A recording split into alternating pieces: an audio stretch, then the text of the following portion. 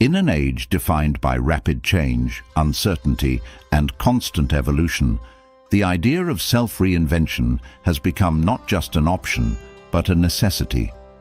Whether driven by career changes, personal challenges, or a desire to grow, the process of transformation is central to navigating modern life. The world we live in, with its fast-paced innovations and ever-shifting social dynamics, demands that we adapt.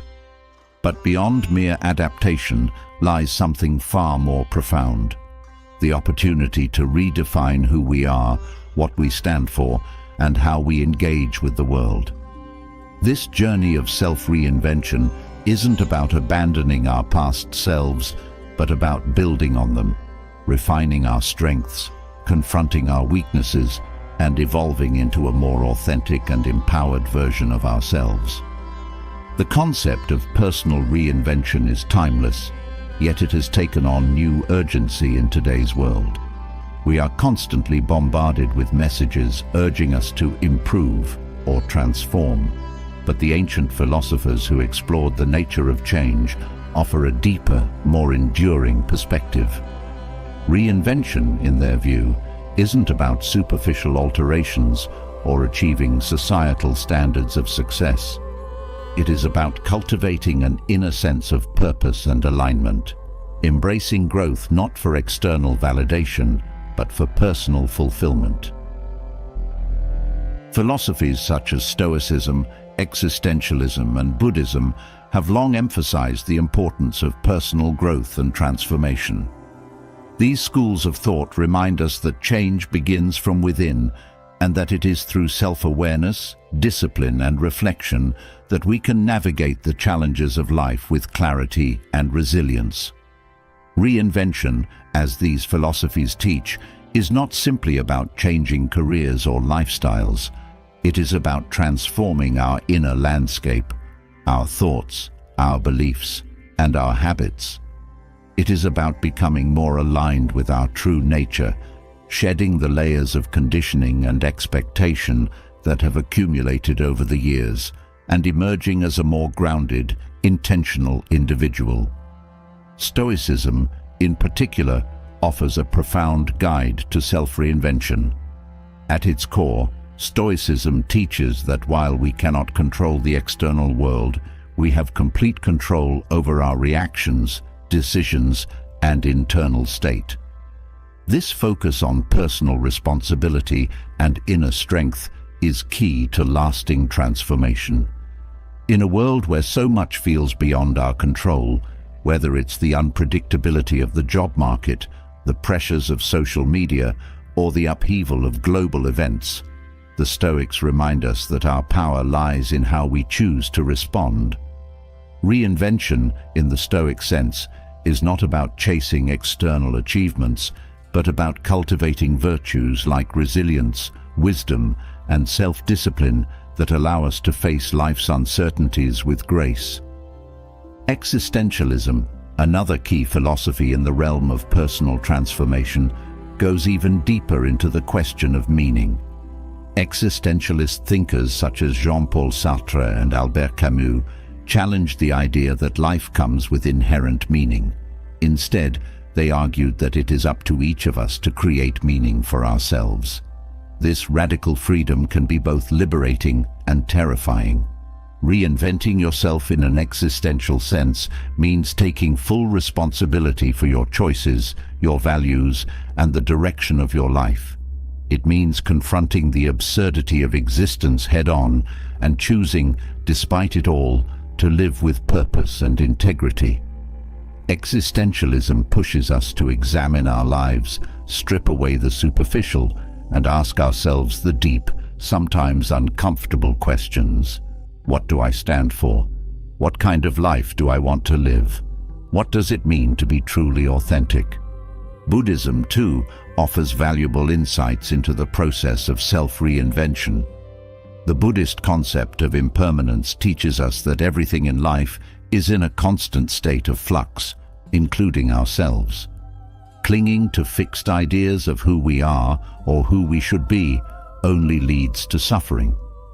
Personal growth, from a Buddhist perspective, is about letting go of attachments and embracing change with an open heart and mind. Through practices like mindfulness and meditation, we can develop a greater awareness of our thoughts and emotions, enabling us to see where we are stuck and where we can grow. In this way, self-reinvention becomes a process of shedding old identities and patterns, allowing us to step more fully into the present moment and create a life that reflects our true nature. As we look ahead to 2025, the need for personal reinvention has never been more relevant. The world is changing at an unprecedented pace, and the demands placed upon us, both personally and professionally, are greater than ever before. But rather than seeing this as a source of stress or anxiety, we can choose to see it as an opportunity for growth. The wisdom of ancient philosophies, combined with modern understanding, provides a roadmap for navigating this journey of self-transformation. Whether through the disciplined mindset of Stoicism, the existential quest for meaning, or the mindful acceptance of Buddhism, the path to reinvention is one that empowers us to take control of our lives, align with our deepest values, and embrace the future with confidence and clarity. In the chapters that follow, we will explore these ancient philosophies in more depth, examining how they can be applied to our modern lives and goals. The wisdom of the Stoics, the existentialists, and other great thinkers offers not just abstract ideas, but practical tools for reinventing yourself in a way that is meaningful, sustainable, and aligned with your true purpose. The journey to self-reinvention is not a one-time event, but a lifelong process. And as we embrace this process, we become not only stronger and more resilient, but also more attuned to the deeper currents of life that guide us toward our true potential. At the heart of Stoicism lies a set of principles that offer profound guidance for personal growth. These principles, virtue, wisdom, and resilience, form the foundation of the Stoic way of life, and they are as relevant today as they were in ancient times. To understand how Stoicism can help you grow and transform, it's essential to delve into these core concepts and see how they can be applied to your own life. Virtue, in Stoic philosophy, is the highest good. For the Stoics, living a virtuous life meant aligning your actions with moral principles such as honesty, courage, justice, and integrity. But virtue is not just about adhering to a set of ethical rules. It's about developing a deep sense of inner character that guides your decisions and actions. In modern life, where the lines between right and wrong can often seem blurred, cultivating virtue provides a clear compass. It allows you to act in a way that is consistent with your values, even when external pressures or temptations might pull you in other directions.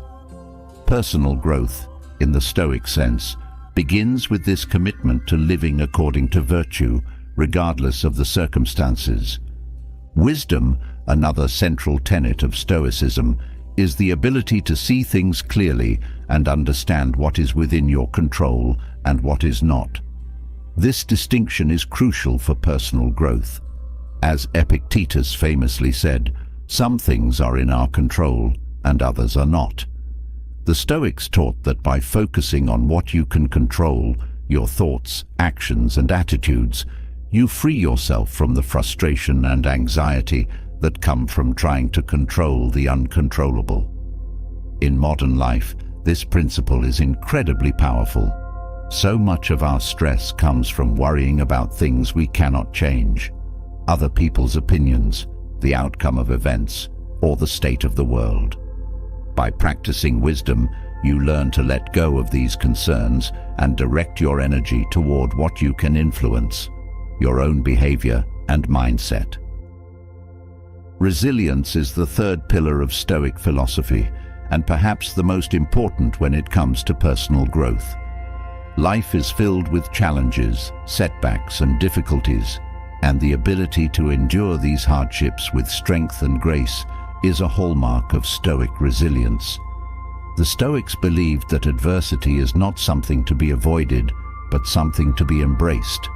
As Seneca wrote, "Fire is the test of gold, adversity of strong men." Challenges, in the Stoic view, are opportunities for growth. They allow you to test your character, build your strength, and cultivate the inner fortitude needed to navigate life's trials.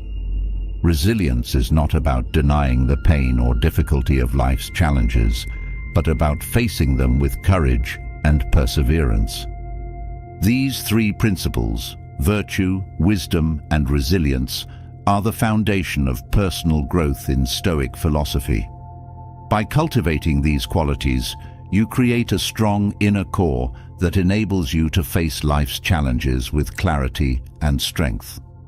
The Stoics believed that true growth comes not from external achievements, but from internal mastery.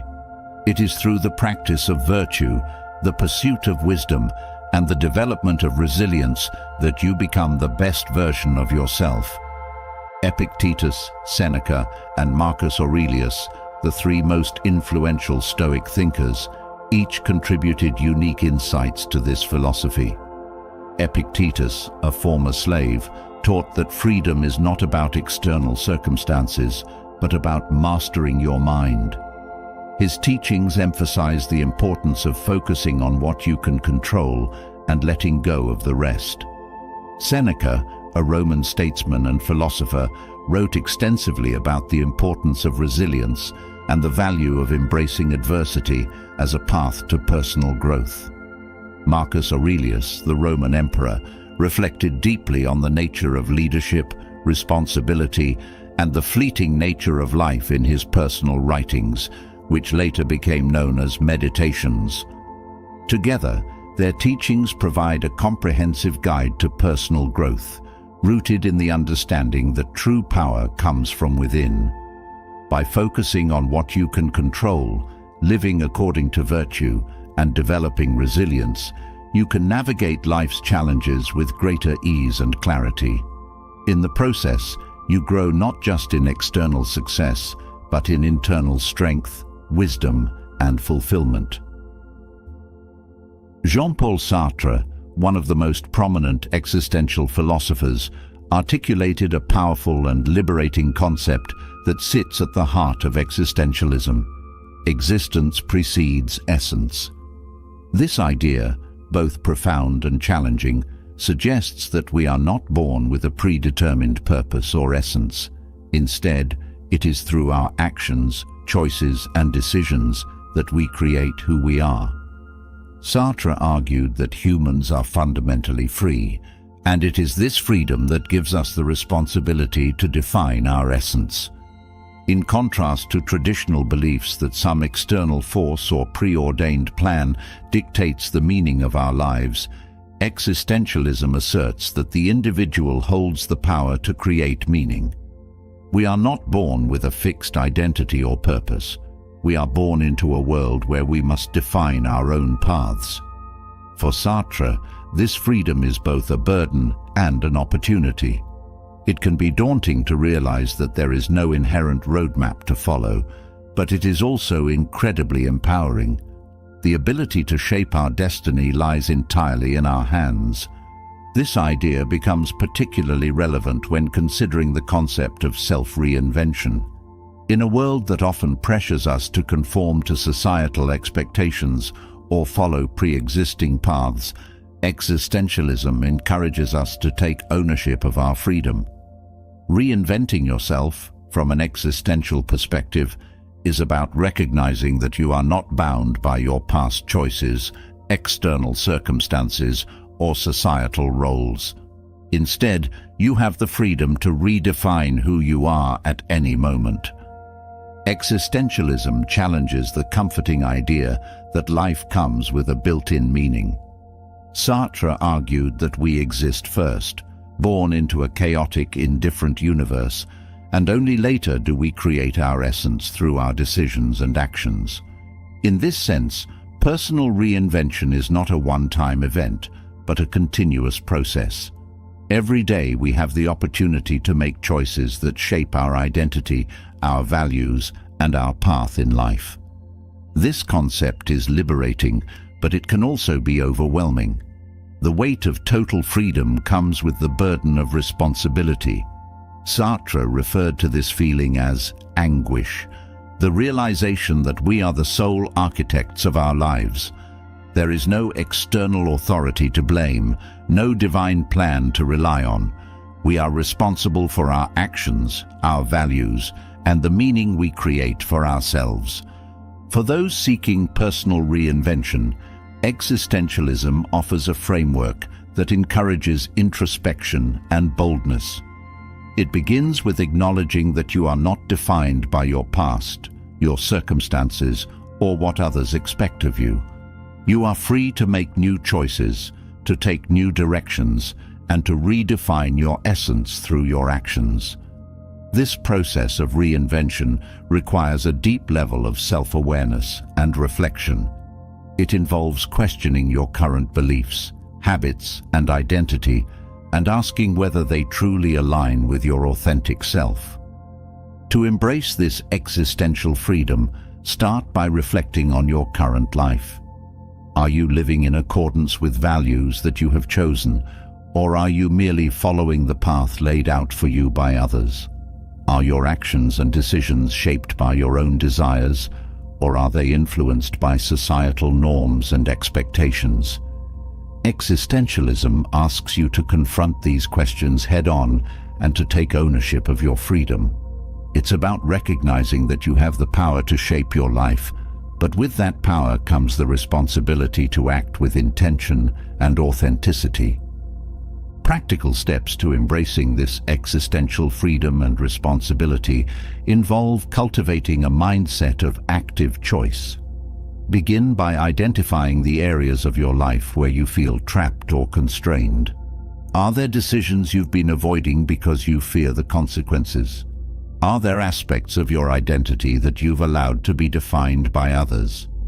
By bringing these areas to light, you can start to make conscious choices that align with your true self. Another crucial aspect of existential reinvention is the willingness to take risks and accept uncertainty. Since there is no predefined essence, every decision you make involves stepping into the unknown. You may not always know the outcome of your choices, and that's okay. Existentialism teaches us that meaning is created through the act of choosing, not in the certainty of the outcome. By embracing uncertainty, you open yourself to new possibilities and experiences that can lead to growth and transformation.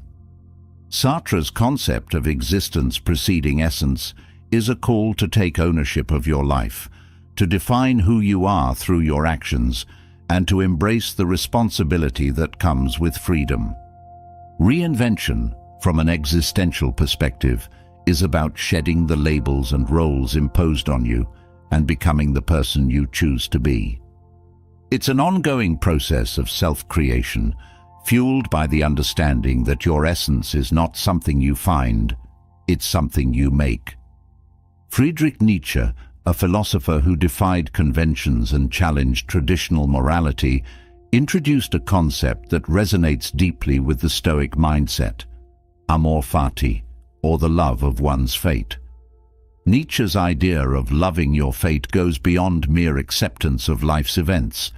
It invites us to embrace all aspects of our existence, the good, the bad, and the painful, with open arms. Amor fati is not just about enduring life's challenges, but about finding meaning and even joy in them. In a world filled with uncertainty, suffering, and unpredictability, the concept of amor fati offers a radical approach to facing adversity. Rather than viewing challenges as obstacles to overcome or tragedies to avoid, Nietzsche encourages us to see them as essential parts of the human experience. By loving your fate, you are not merely tolerating what happens to you. You are actively embracing it as something necessary and valuable. This mindset can transform the way you approach hardship, struggle, and failure, turning them into opportunities for growth and meaning. At its core, amor fati is about acceptance.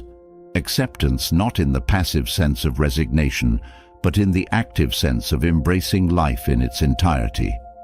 Life is unpredictable, filled with both triumphs and setbacks, joys and sorrows. Nietzsche believed that to truly live fully, one must learn to say yes to all of it. This includes the moments of pain, disappointment and suffering that are often an inevitable part of existence. Instead of wishing things were different or clinging to an idealized version of life, Amor Fati calls us to love life as it is, in all its complexity and imperfection. The Stoics shared a similar perspective. For the Stoics, fate was something to be accepted with equanimity and grace.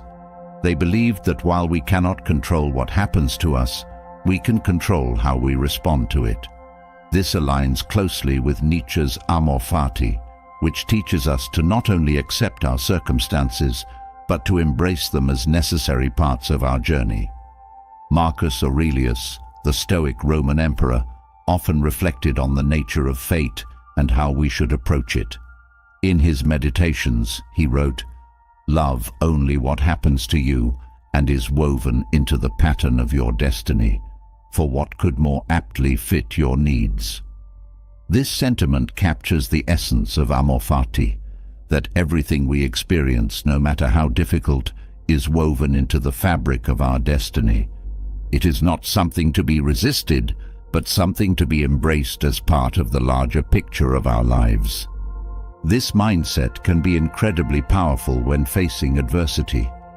Rather than fighting against the inevitable or resenting the challenges that life throws at us, Amor Fati encourages us to see those challenges as opportunities for growth and self-discovery. When we adopt this perspective, we stop viewing hardship as something to be feared or avoided. Instead, we start to see it as an essential part of the human experience, one that can shape us into stronger, wiser, and more resilient individuals. To cultivate Amor Fati in your own life, begin by practicing acceptance in the face of difficulty. When challenges arise, instead of immediately reacting with frustration, anger, or resistance, take a step back and reflect on how these experiences might contribute to your growth. Ask yourself, what can I learn from this situation? How can this challenge help me become a better, stronger version of myself? By shifting your perspective in this way, you transform adversity into a tool for personal development. Another practical way to embrace Amor Fati is to practice gratitude for all experiences, not just the positive ones. Gratitude is often associated with counting your blessings or appreciating the good things in life, but true gratitude extends to the challenges and setbacks as well. When you can express gratitude for the difficult moments, for the pain, the failure, the uncertainty, you open yourself up to a deeper level of acceptance and understanding. These experiences, after all, are what shape your character and build your resilience. Amor Fati also teaches us to let go of the need for control. Much of our suffering comes from the desire to control outcomes, to ensure that life goes according to our plans. But the reality is that life is unpredictable, and trying to control everything only leads to frustration and disappointment. By embracing the idea of Amor Fati, you learn to release this need for control and instead trust that whatever happens is part of your journey. This doesn't mean you stop striving for your goals or taking action. It simply means that you approach life with an attitude of openness and acceptance, knowing that whatever comes your way, you have the strength to face it. Nietzsche's concept of Amor Fati, much like Stoicism, invites us to find meaning in every experience, to love our fate no matter what it brings. It is a call to embrace life in its entirety, to see the value in both joy and suffering, and to approach adversity with courage and acceptance. In doing so, we not only transform the way we face challenges, but also deepen our connection to life itself. At the heart of Stoic philosophy lies a simple but profoundly transformative idea. Focus only on what you can control. This core principle, known as the dichotomy of control, was famously articulated by the Stoic philosopher Epictetus, whose teachings encourage us to direct our attention and energy toward what lies within our power, while calmly accepting that much of life is beyond our control. The beauty of this approach is that it offers a clear path to inner peace and resilience, even in the face of life's inevitable challenges and uncertainties. Epictetus begins with a fundamental distinction. Some things are up to us and others are not. The things that are up to us include our thoughts, actions, attitudes and responses. Essentially, everything that stems from our own mind and character. On the other hand, things like the opinions of others, external events, and the outcomes of our efforts fall outside our control. By making this distinction, we can liberate ourselves from the frustration, anxiety, and stress that arise when we attempt to control the uncontrollable. This idea of focusing on what you can control may seem deceptively simple, but in practice, it requires a significant shift in mindset. We live in a world that encourages us to strive for external success, to seek validation from others, and to control every aspect of our lives. This creates a tremendous amount of pressure as we constantly worry about things that are beyond our influence. Epictetus teaches us that by redirecting our focus inward toward what we can actually control, our thoughts, decisions and actions, we can achieve a sense of freedom and tranquility that is not dependent on external circumstances. One of the key benefits of adopting this Stoic mindset is that it helps you develop emotional resilience. When you stop worrying about things beyond your control, you free yourself from the emotional roller coaster that often accompanies life's ups and downs. If you focus only on what you can influence, how you respond to challenges, how you treat others, how you approach your goals, then external events lose their power to disturb your inner peace. You no longer feel at the mercy of circumstances because you recognize that your true power lies in your ability to choose how you respond. This idea is central to personal growth as it empowers you to take full responsibility for your life. While you cannot control what happens to you, you can always control how you react. In this way, even setbacks and failures become opportunities for growth and learning. The Stoics believed that adversity is not something to be feared or avoided, but rather embraced as a chance to strengthen your character. By focusing on what you can control, you shift your perspective from one of victimhood to one of empowerment. To put the dichotomy of control into practice, start by identifying the areas of your life where you tend to feel stressed, anxious, or frustrated. Are these feelings arising because you are trying to control something outside your influence? For example, you may worry about how others perceive you, whether you'll succeed in a particular endeavor or the outcome of a situation at work. Once you recognize that these things are not within your control, you can begin to let go of the anxiety surrounding them. Instead, focus on what you can control, how you prepare, how you communicate, and how you show up in the world. One practical method for applying this principle is to create a control inventory. At the start of each day, take a few moments to write down the things that are on your mind, your concerns, goals, and tasks. Then, categorize each item as either something within your control or something beyond it. This simple exercise helps you clarify where to focus your energy and attention. For the things within your control, set intentions for how you will act, respond, and move forward. For the things outside your control, practice acceptance and remind yourself that these outcomes do not define your peace of mind or your worth. Another powerful tool in Stoic practice is the use of affirmations to reinforce this mindset. Throughout your day, when faced with challenges or uncertainties, repeat to yourself, "This is outside of my control. My power lies in how I respond." By internalizing this affirmation, you train your mind to release attachment to external events and instead focus on what you can control: your actions, attitudes, and reactions. The Stoics also teach us that focusing on what you can control doesn't mean giving up on ambition or goals. It simply means detaching your sense of self-worth and peace from the outcomes. You can still strive for success, but you do so with the understanding that the outcome is not fully within your control. Your role is to give your best effort, to act with integrity and wisdom, and to accept whatever happens as part of the natural flow of life. This mindset allows you to pursue your goals with passion and commitment, but without the anxiety that comes from trying to control the uncontrollable. In sum, the dichotomy of control is a powerful Stoic practice that can radically transform the way you approach life. By focusing only on what you can control, you free yourself from the burden of trying to manage things that are inherently beyond your influence.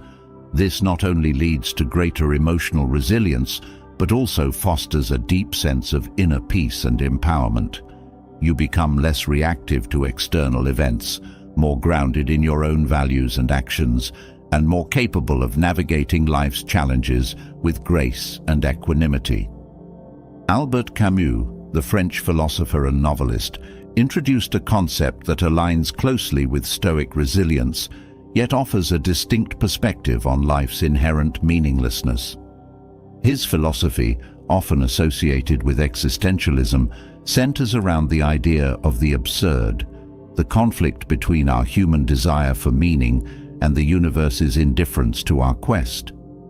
In his famous work, The Myth of Sisyphus, Camus presents a striking image of the absurd hero, Sisyphus, condemned by the gods to an eternity of rolling a boulder up a hill, only to watch it roll back down every time he nears the summit.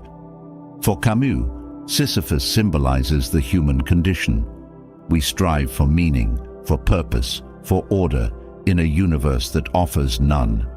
And yet, rather than succumbing to despair, Sisyphus chooses to embrace his fate.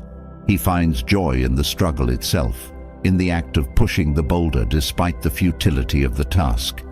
This, for Camus, is the essence of rebellion against life's absurdity: to acknowledge the meaninglessness of existence and to create meaning through our own choices and actions.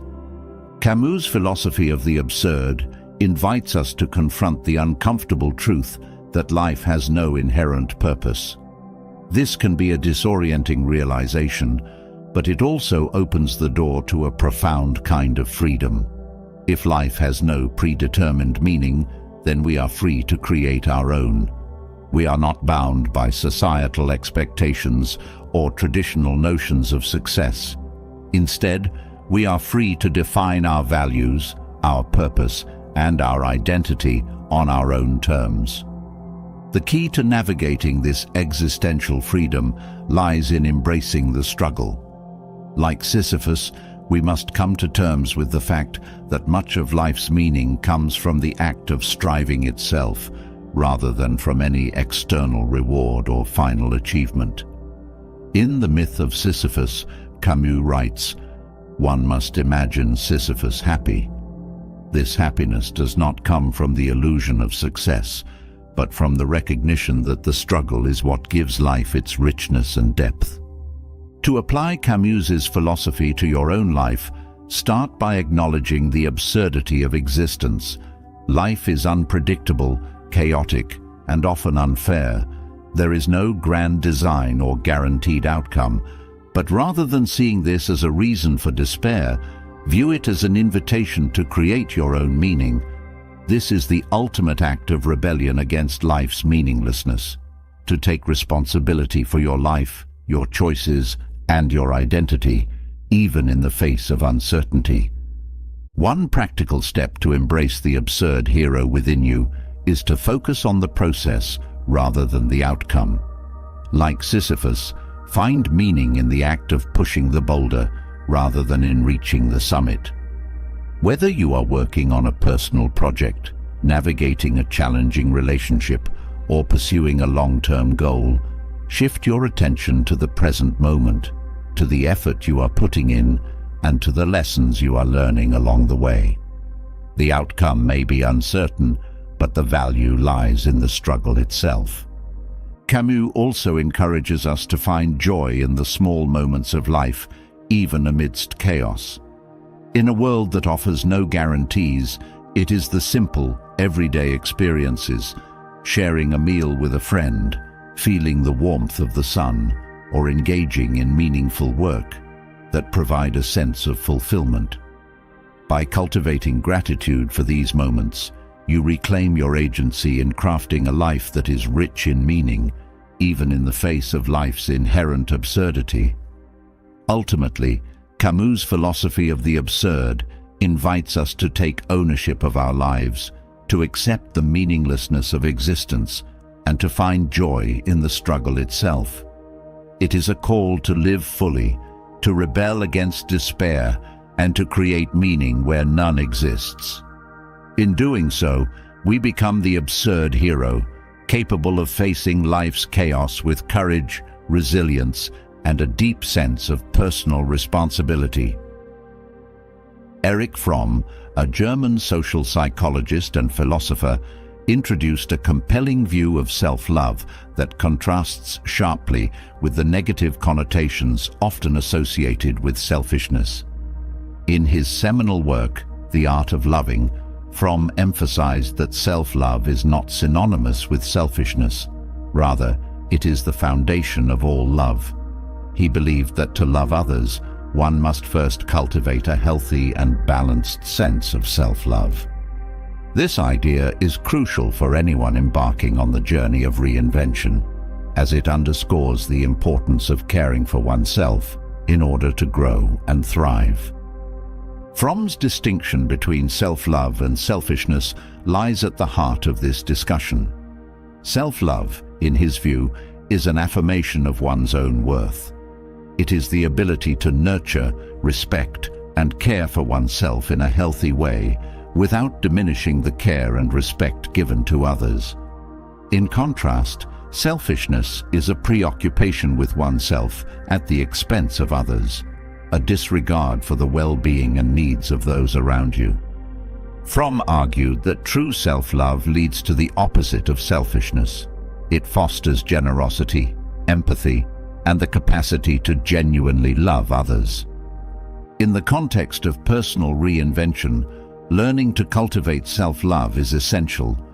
Reinventing yourself requires energy, focus, and resilience, all of which are nurtured by a strong foundation of self-care. However, in modern society, self-care is often conflated with indulgence or seen as selfish. Many people, especially those who are caregivers or highly empathetic, struggle with guilt when they prioritize their own needs. Fromm's philosophy offers a way to reframe this. Caring for yourself is not selfish. It is necessary. Without adequate self-care, you cannot show up fully for others, nor can you grow into the person you aspire to be. To practice self-love without guilt, it's important to differentiate between healthy self-care and destructive selfishness. Self-care involves actions that support your physical, emotional, and mental well-being. This could be as simple as setting aside time each day for reflection, or as essential as establishing boundaries with people who drain your energy. On the other hand, selfishness disregards others' needs entirely and often leads to actions that harm relationships or communities. The key is balance. A practical way to begin cultivating self-love is through daily affirmations and self-reflection. Take a few moments each morning to acknowledge your worth and affirm your commitment to self-care.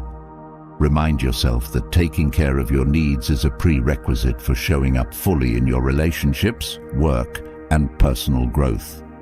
This mental shift can help you approach self-love not as an indulgence, but as a vital part of your well-being.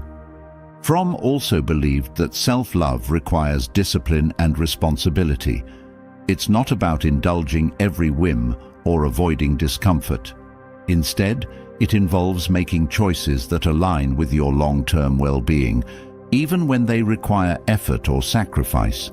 This could mean sticking to a routine that supports your mental and physical health, saying no to commitments that overwhelm you, or engaging in activities that help you grow, even if they are challenging. By viewing self-love through the lens of discipline, you can shift from seeing it as selfish to understanding it as a form of self-respect. Another important aspect of healthy self-love is setting boundaries. Boundaries are a way of communicating your needs and protecting your energy. They allow you to take responsibility for your well-being without feeling guilty for saying no or for prioritizing your health. Boundaries are especially important in relationships, where the lines between self-love and selfishness can become blurred. Fromm's teachings encourage us to set boundaries not to exclude others, but to create a space where both we and others can flourish. It's also useful to incorporate regular self-care rituals that reinforce self-love. These can be small, intentional acts such as journaling, practicing mindfulness, or engaging in a creative hobby. These activities help you connect with yourself, nurture your inner life, and reinforce the idea that your well-being is worth the investment. Fromm's ideas encourage a holistic approach to self-love, one that includes emotional, intellectual, and even spiritual self-care. The journey of reinvention is demanding, and it's easy to lose sight of your own needs along the way. But Fromm's perspective reminds us that self-love is not just an add-on, it's the foundation of personal growth. Without it, the process of change becomes unsustainable. When you care for yourself deeply and without guilt, you give yourself the resources, both emotional and physical, to grow into your fullest potential. This is the paradox at the heart of Fromm's philosophy. The more you love yourself in a healthy, balanced way, the more you are able to love and serve others. As you continue your journey towards self-reinvention, remember that self-love is not only about self-care, it's about self-respect, discipline, and balance. It's about nurturing the parts of yourself that are essential for growth, while also recognizing that you cannot pour from an empty cup. By practicing healthy self-love, you build the resilience and strength needed to transform, not only for your own sake, but for the benefit of everyone around you. In the Stoic tradition, adversity is not seen as something to be avoided, but as a necessary part of life that shapes and strengthens us. Seneca, one of the most influential Stoic philosophers, believed that adversity is like a refining fire that purifies and strengthens our character. He wrote extensively on the idea that hardship is not something to be feared, but something to be embraced as an opportunity for personal growth. In Seneca's view, the true measure of a person's character is not how they behave when things are going well, but how they respond in the face of adversity. He likened adversity to a fire that burns away the impurities, leaving behind only what is strong and true. This perspective offers a powerful way to reframe our relationship with challenges. Rather than seeing them as obstacles that derail us, we can choose to view them as opportunities to test and strengthen our resilience. Seneca's teachings remind us that adversity is inevitable. Life is full of setbacks, challenges, and unexpected difficulties. But it's not the adversity itself that defines us, it's how we respond. The Stoics believed that we always have a choice in how we react to the events in our lives. While we cannot control what happens to us, we can control how we interpret and respond to those events. This shift in perspective is crucial for anyone seeking personal reinvention, as it allows you to see adversity not as a setback, but as an essential part of the growth process. One of the key ways to cultivate resilience in the face of adversity is to change the way you interpret challenges. Instead of asking, "Why is this happening to me?" ask, "What can I learn from this?" This simple shift in mindset transforms adversity from something that happens to you into something that happens for you. Every challenge becomes an opportunity to grow stronger, wiser, and more resilient. The Stoics also taught the practice of premeditatio malorum, or the premeditation of evils. This involves mentally preparing for adversity by imagining potential challenges and setbacks before they happen. The purpose of this exercise is not to dwell on negative outcomes, but to build resilience by accepting that adversity is a natural part of life. By preparing your mind for the possibility of hardship, you become less reactive when it occurs. You are better able to maintain your composure and make rational decisions, rather than being overwhelmed by fear or frustration. In practical terms, you can start by reflecting on the challenges you faced in the past. How did they shape you? What did you learn from them? This reflection helps you build a mindset that views adversity as a teacher rather than an enemy. It also allows you to recognize that many of the difficulties you've faced have, in fact, contributed to your growth. Another way to shift your mindset around adversity is to practice gratitude for the lessons it brings. This may seem counterintuitive, especially when you are in the midst of a difficult situation, but by focusing on the growth that comes from hardship, you can begin to appreciate adversity for the opportunities it provides. This doesn't mean you need to enjoy the pain or discomfort that comes with challenges. Rather, it means recognizing that adversity is part of the process of becoming stronger, wiser, and more resilient. Seneca also reminds us that adversity reveals our true strength. It's easy to feel confident and capable when everything is going smoothly, but it's during the difficult times that we discover what we are truly made of. Adversity strips away the superficial and forces us to confront our deepest fears, insecurities, and weaknesses. In doing so, it also reveals our inner strength, courage, and resilience. This is why Seneca believed that adversity is not something to be feared, but embraced. As you encounter challenges in your journey of self-reinvention, remember that adversity is not a sign that you are failing. On the contrary, it is a natural part of the process. Every setback is an opportunity to grow, to strengthen your resolve, and to deepen your understanding of yourself. The Stoic approach teaches us to view adversity not as a barrier, but as a stepping stone on the path to personal growth. One practical technique for embracing adversity is to develop a daily reflection practice. At the end of each day, take a few moments to reflect on any challenges you faced.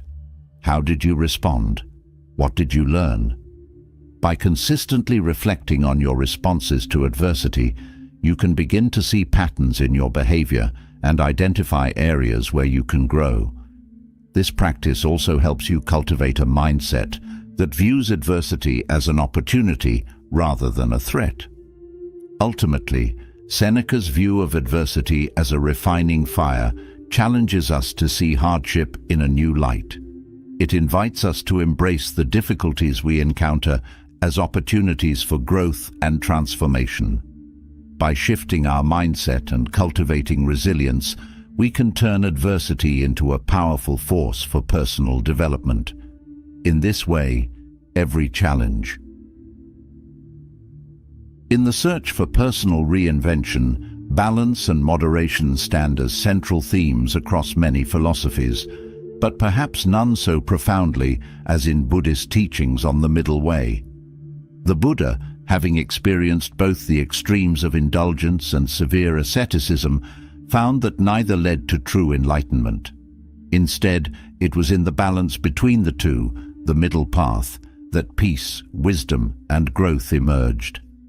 This philosophy holds immense value for those of us seeking to transform ourselves in today's fast-paced, often extreme world. The middle way can be understood as a path of moderation, avoiding the extremes of overindulgence and deprivation. In modern life, we are often pulled in these directions, chasing excess or punishing ourselves through austerity. Whether it's in our work, relationships, or personal habits, extremes create imbalance.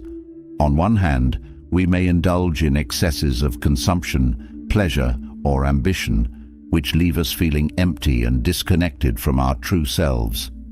On the other hand, extreme self-denial can isolate us from joy, from connection, and even from the sense of purpose that fuels personal growth. The middle way offers a path to harmony, one where the cultivation of wisdom, mindfulness, and self-compassion leads to a sustainable, fulfilling life. When seeking personal reinvention, balance is essential.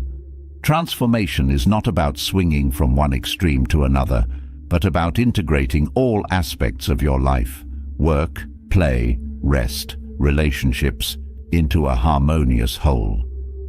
In Buddhist philosophy, the middle way is not just a theoretical concept, but a practical guide to daily living.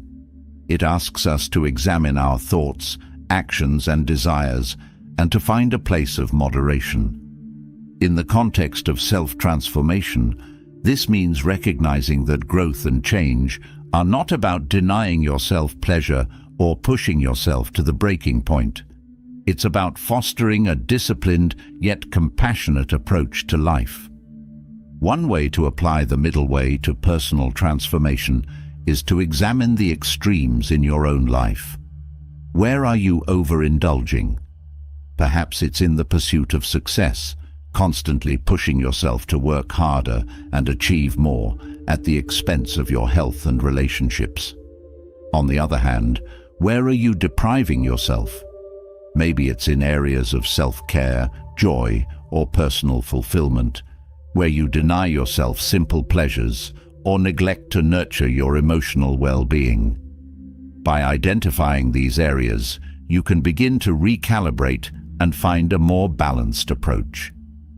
Another aspect of the middle way is the practice of mindfulness.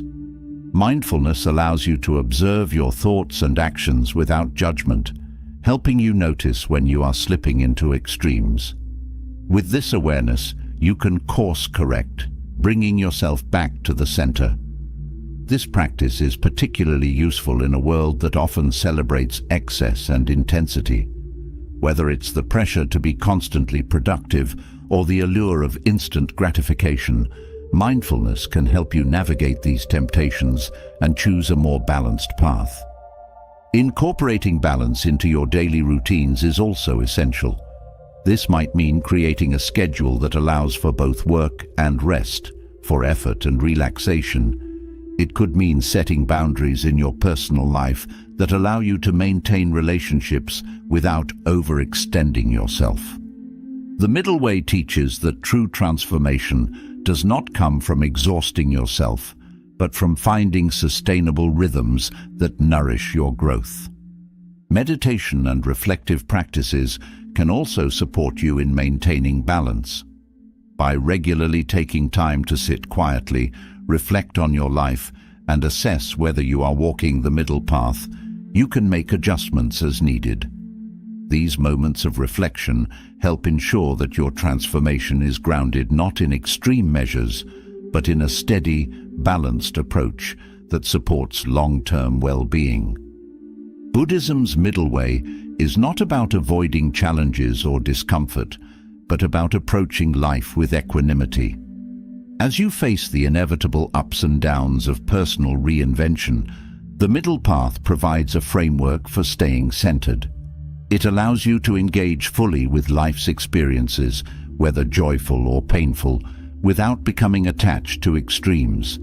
In this way, balance becomes a tool for resilience and inner peace. Ultimately, the middle way is a philosophy of integration, bringing together the various aspects of yourself and your life into a harmonious whole. It invites you to step away from the polarities that can dominate your thinking and behavior, and instead to seek a balanced, compassionate approach to growth. This is not only a path to transformation, but also a path to deeper fulfillment, as you learn to live in alignment with your true nature. As you continue on your journey of reinvention, consider how you might apply the principles of the middle way to your life. Where can you create more balance? How can you bring moderation to your habits, relationships, and goals?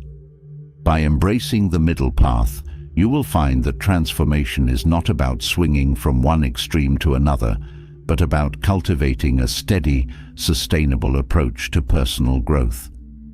In Aristotle's philosophy, the concept of eudaimonia, often translated as flourishing or living well, sits at the heart of his ethics. For Aristotle, living a virtuous life is the key to achieving eudaimonia, and it is through virtuous actions that we realize our highest potential as human beings. This ancient idea holds tremendous relevance for those of us seeking personal reinvention today, especially as we strive to align our lives with deeper values and a sense of purpose. Aristotle believed that eudaimonia is not simply about pleasure or momentary happiness. It's about living a life of meaning, fulfillment, and moral integrity. It's about realizing your potential through the consistent practice of virtues such as courage, wisdom, temperance, and justice. These virtues are not abstract ideals, but practical guides for living well. They offer a roadmap for aligning your decisions and actions with your highest values, helping you to flourish both personally and within your community. In the context of personal reinvention, Aristotle's concept of eudaimonia asks us to reflect on the deeper purpose behind our goals and actions. Are we pursuing fleeting pleasures, or are we striving for a life of lasting fulfillment? Are we aligning our decisions with virtues that foster growth and well-being, or are we being swayed by external pressures and superficial desires? To begin this process of alignment, it's essential to take a step back and reevaluate your core values. What principles guide your life? What do you truly care about, and how do your daily actions reflect or conflict with those values? This reflection is crucial because, as Aristotle taught, living a virtuous life is not about occasional acts of goodness, but about consistently embodying your values in every aspect of your life. It's through this consistency that you cultivate eudaimonia. One exercise to help you reassess your values is to make a list of the qualities and virtues you admire most in others, whether it's honesty, kindness, perseverance, or humility. These virtues offer clues to what you value most deeply. Once you've identified these virtues, ask yourself, how do these values show up in my life?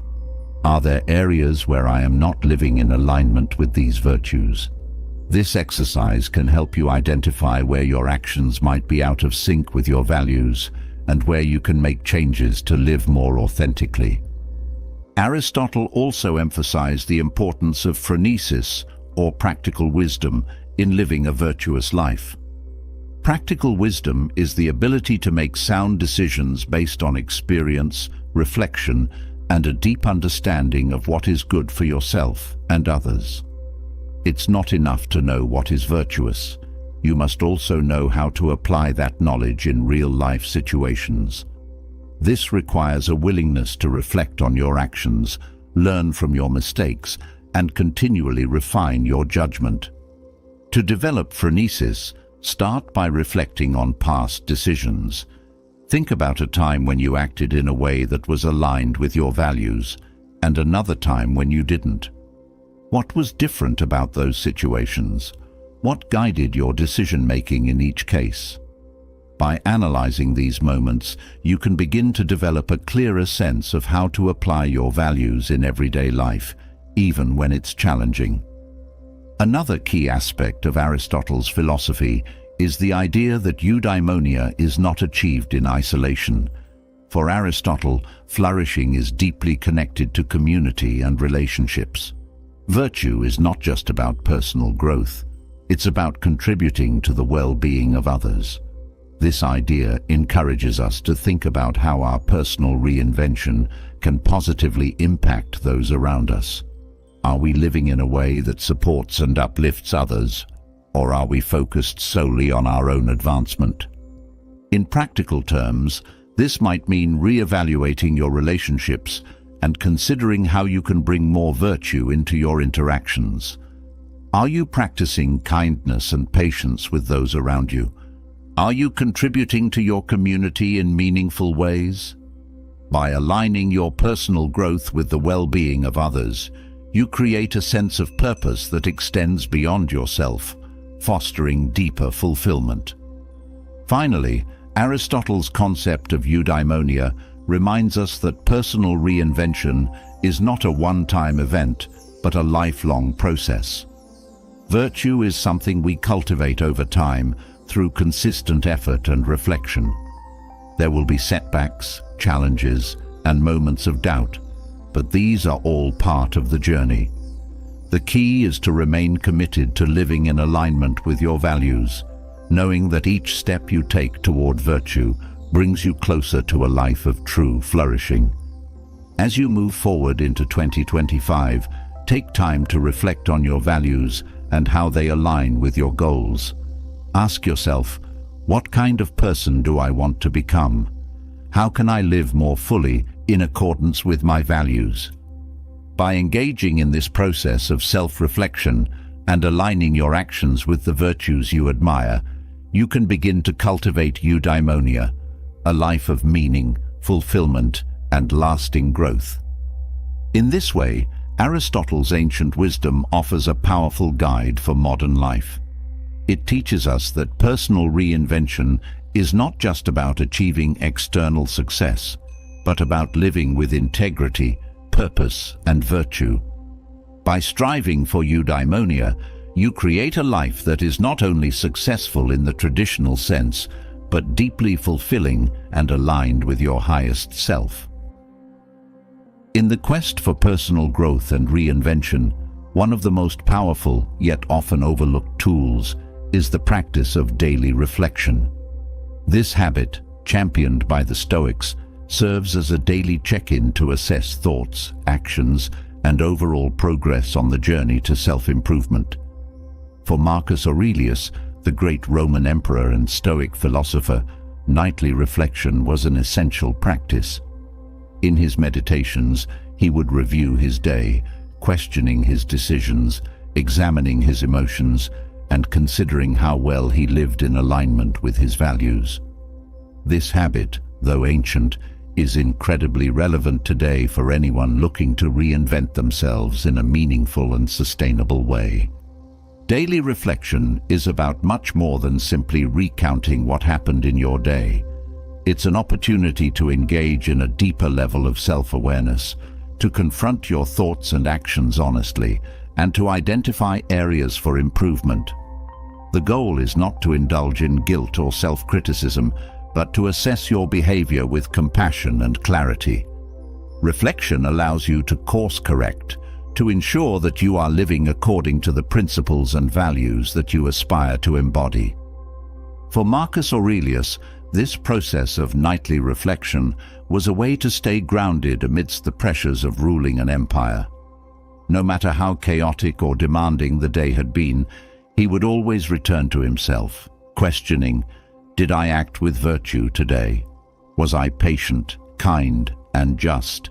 Did I let anger or fear control my actions? These are questions we can all ask ourselves in our own lives, whether we are leading a team, managing a household, or simply navigating the challenges of daily existence. The Stoic principle of self-assessment helps us stay aligned with our higher goals and values, preventing us from being swept away by external circumstances. To integrate this practice into your life, consider setting aside time each evening for reflection. It doesn't have to be a long, drawn-out process. Just a few minutes of quiet introspection can make a profound difference. The key is to be consistent. Whether you prefer to write in a journal or simply sit in silence, The act of consciously reviewing your day will help you maintain focus on your personal growth. One of the most effective ways to engage in daily reflection is through journaling. Writing down your thoughts and experiences forces you to articulate your emotions and decisions, making them more tangible and easier to analyze. Here are a few journaling prompts inspired by Stoic philosophy to help guide your reflections. 1. What did I do well today? Start with a positive note, recognizing where you acted in alignment with your values or handled a situation with wisdom or kindness. 2. Where did I fall short? Gently acknowledge any moments where you didn't live up to your expectations. This isn't about beating yourself up, but about identifying areas for growth. 3. What external factors affected my emotions today? Reflect on how much of your emotional state was influenced by things outside of your control. This can help you regain focus on what you can control, your thoughts and actions. 4. What can I do better tomorrow? End with a forward-looking perspective, identifying specific steps or changes in mindset that can help you improve in the coming days. These prompts encourage self-awareness and help you track your progress over time. As you reflect regularly, you'll begin to notice patterns in your behavior, both positive and negative, that can inform your approach to personal reinvention. This practice also strengthens your resilience as you learn to view setbacks as opportunities for learning rather than reasons for discouragement. Daily reflection also fosters humility. It reminds us that growth is a gradual process and that we are all works in progress. This humility is a cornerstone of Stoic philosophy, which teaches us to accept our imperfections while continually striving to improve. By regularly checking in with ourselves, we can make sure that we are not veering off course and that our actions are in alignment with our long-term goals. Another benefit of daily reflection is that it enhances mindfulness. In our busy, fast-paced lives, it's easy to rush from one task to the next without pausing to think about how we are living. Reflection forces us to slow down and consider the bigger picture. It helps us stay present and conscious of our choices, preventing us from falling into mindless habits or reacting impulsively to situations. Over time, this mindfulness translates into greater emotional control, better decision-making, and a deeper sense of fulfillment. As you continue on your path of self-reinvention, consider adopting the Stoic habit of daily reflection. It may seem like a small, simple practice, but its impact on your growth can be profound. By taking the time each day to reflect on your thoughts, actions, and emotions, you create a feedback loop that keeps you moving forward on your journey with greater awareness and intentionality. In the Stoic tradition, one of the most profound and transformative practices is the contemplation of mortality, known as memento mori. This practice, which translates to "remember you must die," is not meant to instill fear, but to bring clarity and focus to how we live our lives. For the Stoics, reflecting on death was a way to prioritize what truly matters, to strip away the trivial concerns that often consume our attention, and to live with purpose and intention.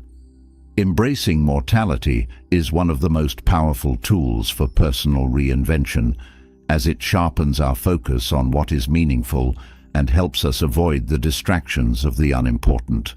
The concept of memento mori is simple.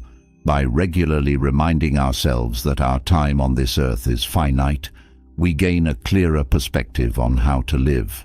In a world that often encourages us to avoid thinking about death, the Stoics saw it as essential to a life well lived.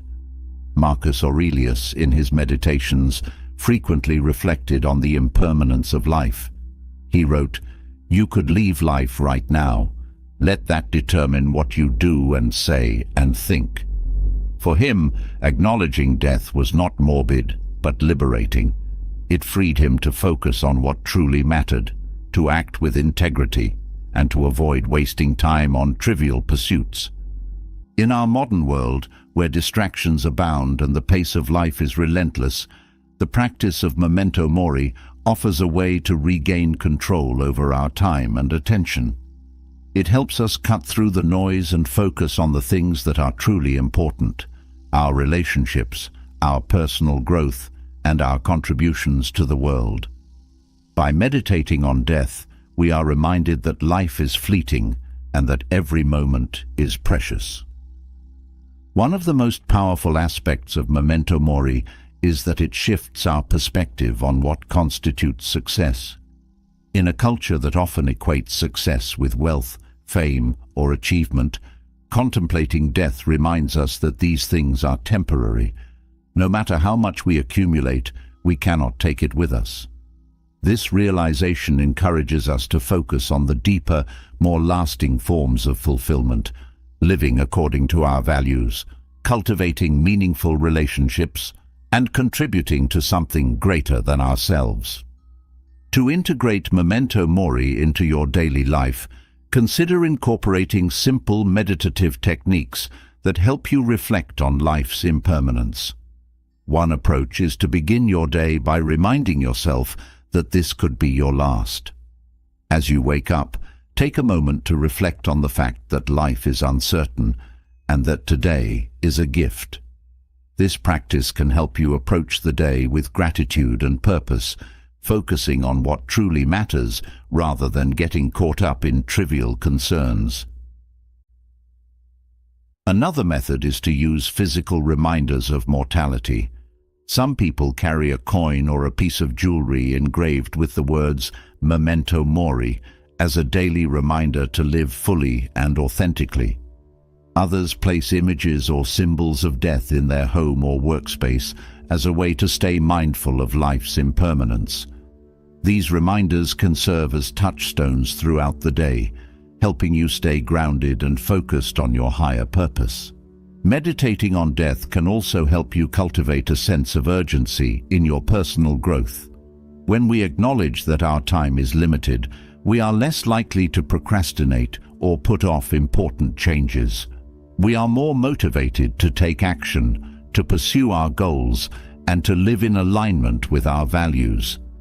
Instead of waiting for the right moment to reinvent yourself, memento mori encourages you to start now, because the future is never guaranteed. In addition to bringing focus and clarity to your life, the practice of memento mori also fosters resilience. When we come to terms with the inevitability of death, we are less afraid of life's challenges. We realize that hardship, loss, and adversity are all part of the human experience, and that ultimately these difficulties pale in comparison to the finality of death. This perspective can help you approach challenges with greater calm and acceptance, knowing that they are temporary and that what matters most is how you respond to them. The practice of memento mori is not about dwelling on death, but about using the knowledge of our mortality to live more fully. It reminds us that life is short and that we have a finite amount of time to make a difference in the world, to love deeply, and to grow into the best versions of ourselves. By embracing mortality, we can prioritize what truly matters, let go of the trivial, and live with a sense of purpose and urgency. As you continue on your journey of self-reinvention, memento mori can serve as a powerful guide. It helps you stay focused on your goals, reminds you to cherish your relationships, and encourages you to live with integrity and intention. In a world where it's easy to get caught up in distractions and superficial concerns, the Stoic practice of contemplating death offers a way to ground yourself in what is truly important. Embrace it and let it sharpen your focus as you work toward becoming the person you want to be in 2025 and beyond. In the pursuit of a meaningful and fulfilling life, one of the most powerful frameworks for understanding purpose comes from Viktor Frankl, the renowned Austrian psychiatrist and Holocaust survivor. Frankl's philosophy, known as logotherapy, centers around the idea that human beings are driven by a search for meaning, even in the face of suffering and hardship. His profound insights on the role of purpose have been transformative for many, as they offer a way to find resilience, hope, and fulfillment even in the darkest of times. Frankl's experiences during the Holocaust, chronicled in his famous work, Man's Search for Meaning, revealed the importance of purpose in enduring and overcoming adversity. He observed that those who had a sense of purpose, something or someone to live for, were far more likely to survive the horrors of concentration camps than those who felt their lives lacked meaning.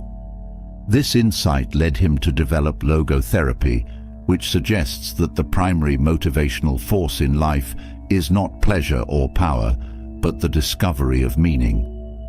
Purposeful action, according to Frankl, is what gives life its deepest value.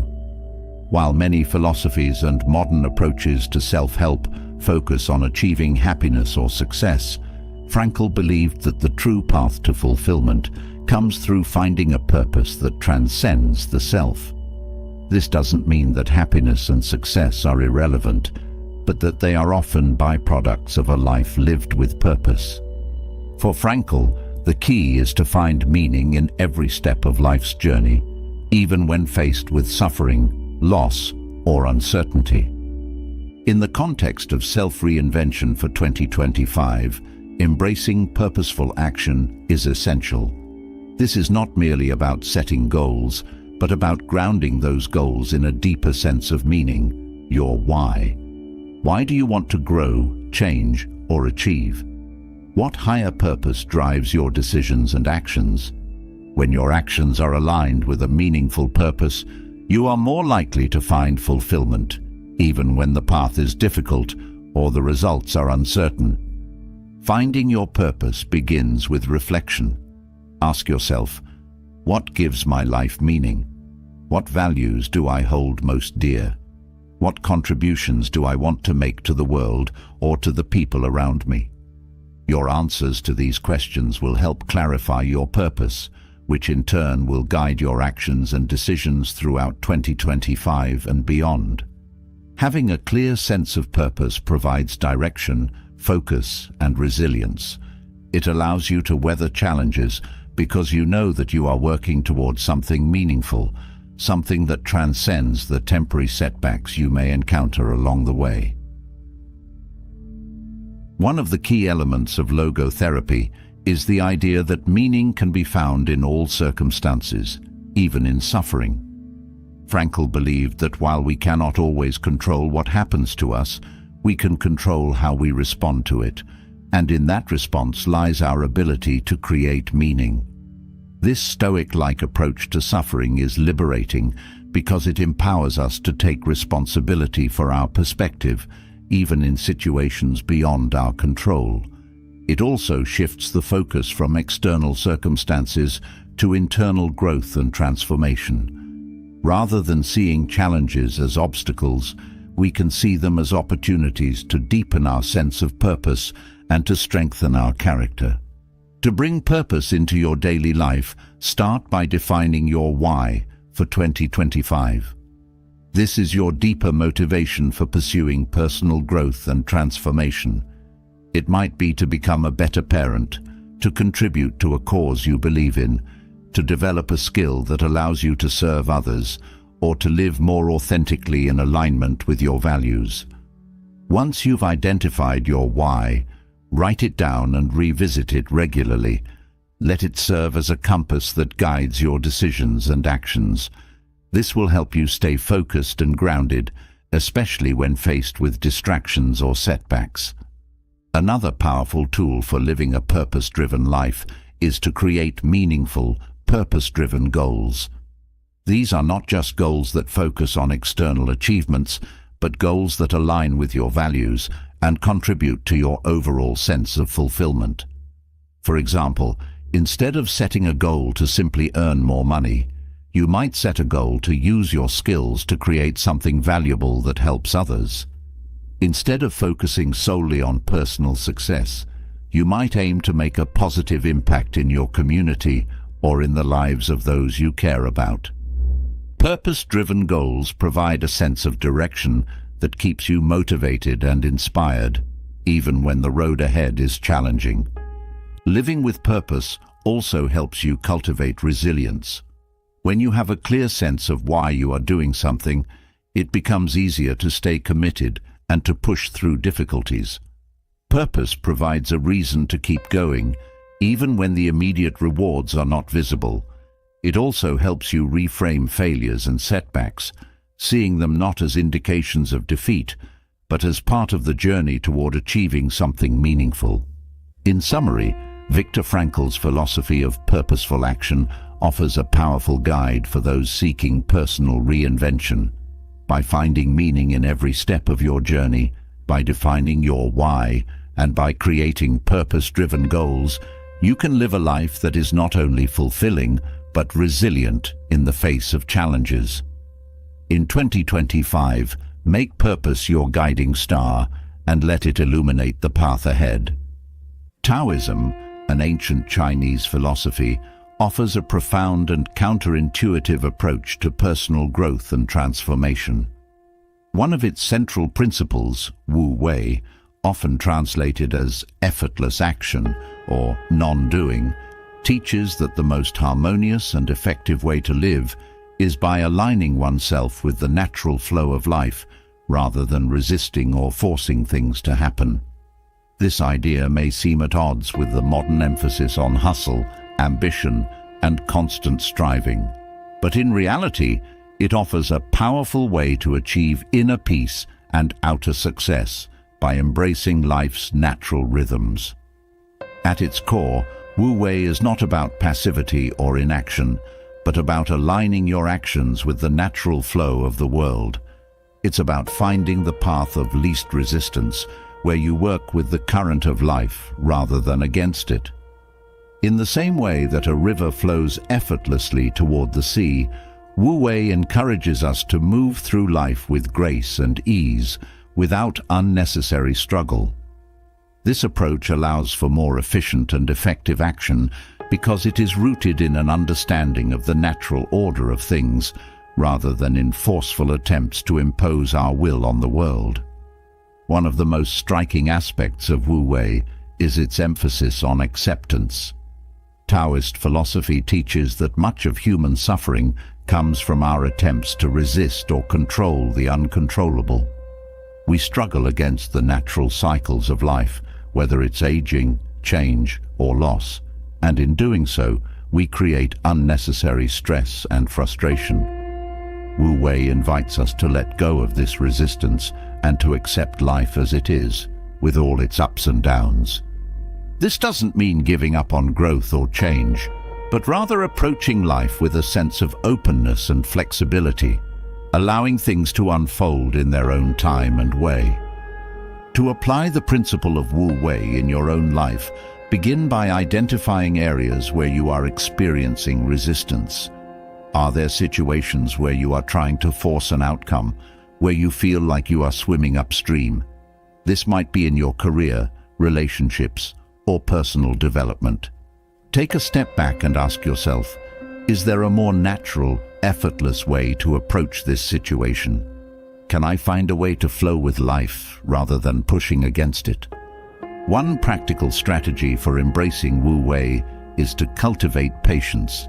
Many of us are accustomed to immediate results and become frustrated when things don't happen as quickly as we'd like.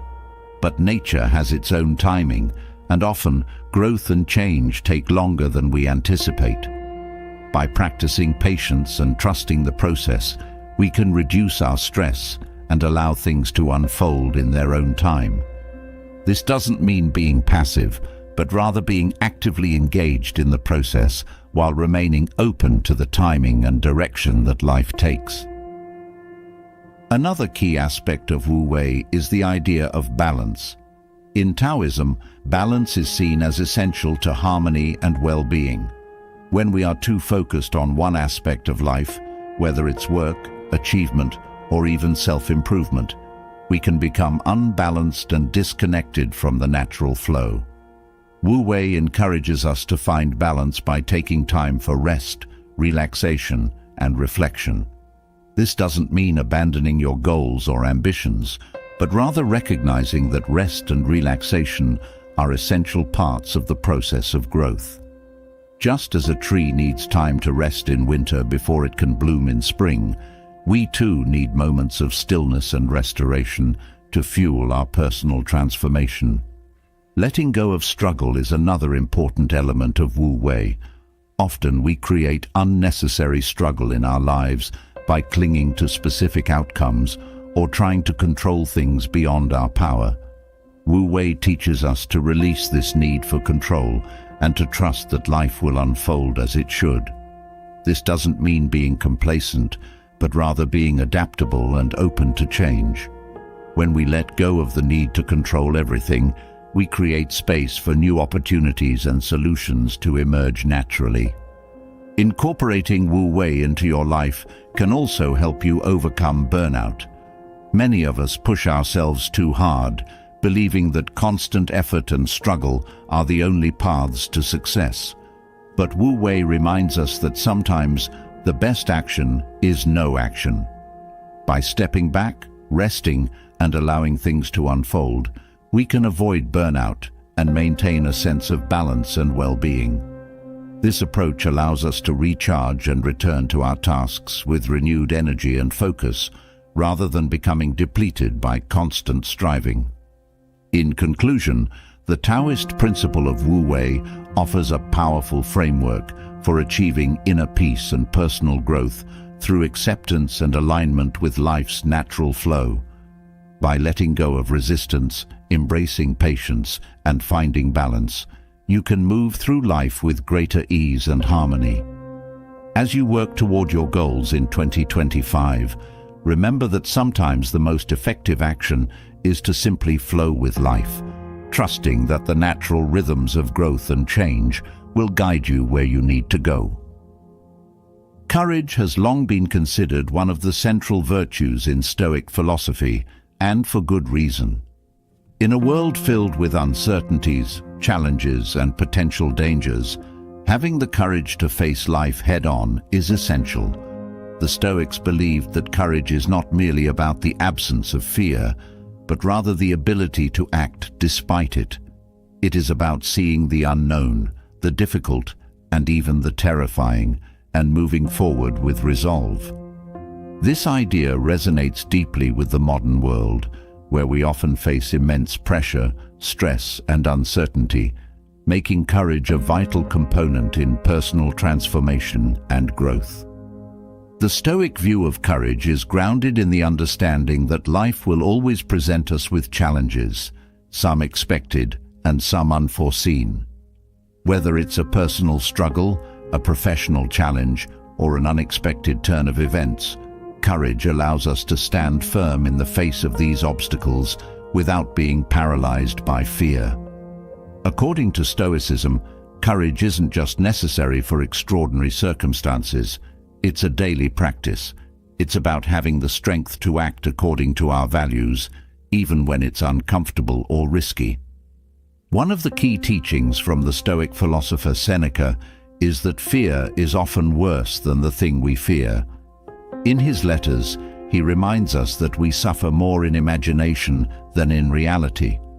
This insight is a reminder that many of our fears are projections of the mind, often blown out of proportion by our anxieties. Courage, then, involves seeing fear for what it truly is, an emotion that can be managed rather than an insurmountable force. It's about learning to separate irrational fears from legitimate concerns and taking action based on reason, not fear. Building courage in daily life starts with deliberate practice. The Stoics didn't view courage as something that only heroes or soldiers possessed. They saw it as a quality that anyone could cultivate through small, consistent acts of bravery. To cultivate courage, you must be willing to step into uncomfortable situations, even if only in small ways. This could mean speaking up in a meeting, confronting a difficult truth about yourself, or making a decision that involves risk. Each time you face a fear, no matter how minor, you strengthen your ability to act with courage in more significant situations. One practical way to begin developing courage is through exposure to discomfort. The Stoics believed that we become desensitized to fear by repeatedly facing what makes us uncomfortable. Start by identifying areas of your life where fear is holding you back. Perhaps it's a fear of failure, rejection, or uncertainty.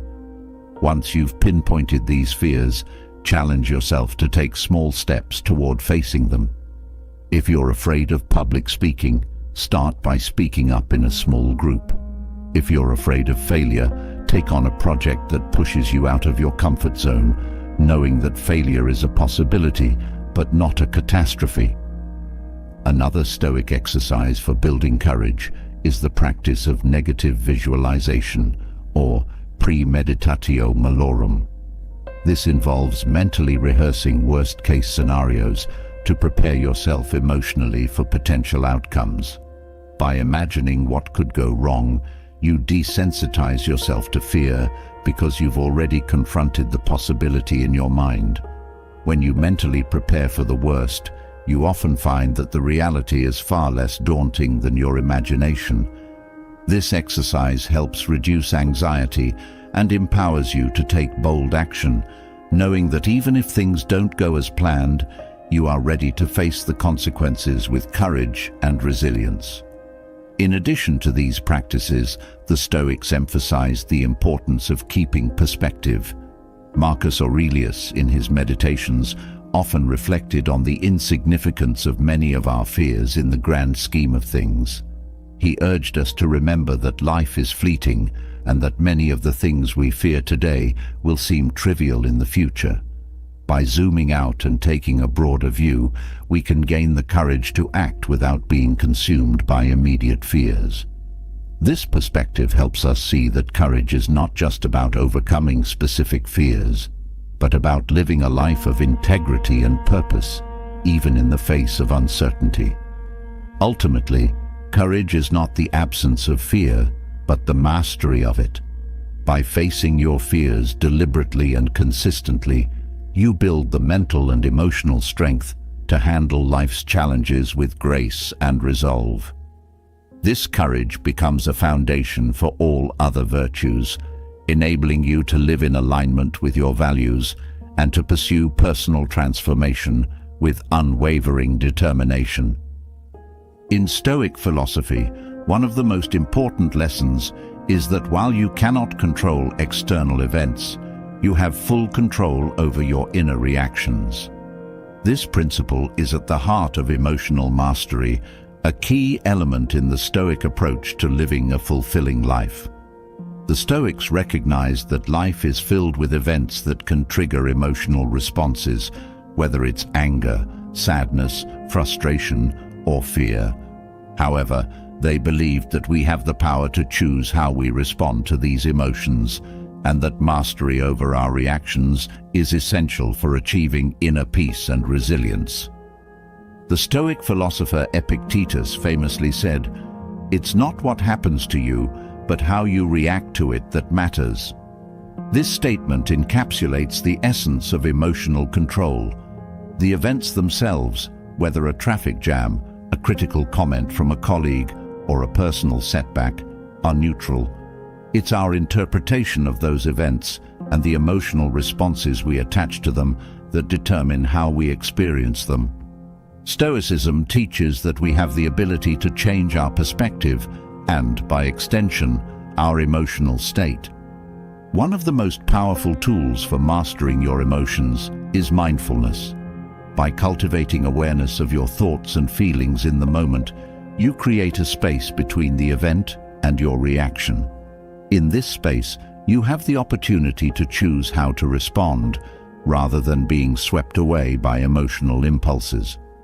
This practice of mindfulness aligns with the Stoic practice of self-reflection and observation. When you become aware of your emotional triggers, you can begin to shift your response, moving from reactivity to intentional action.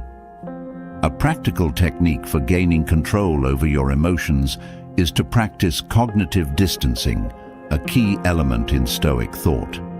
This involves taking a step back and viewing the situation from a more objective perspective.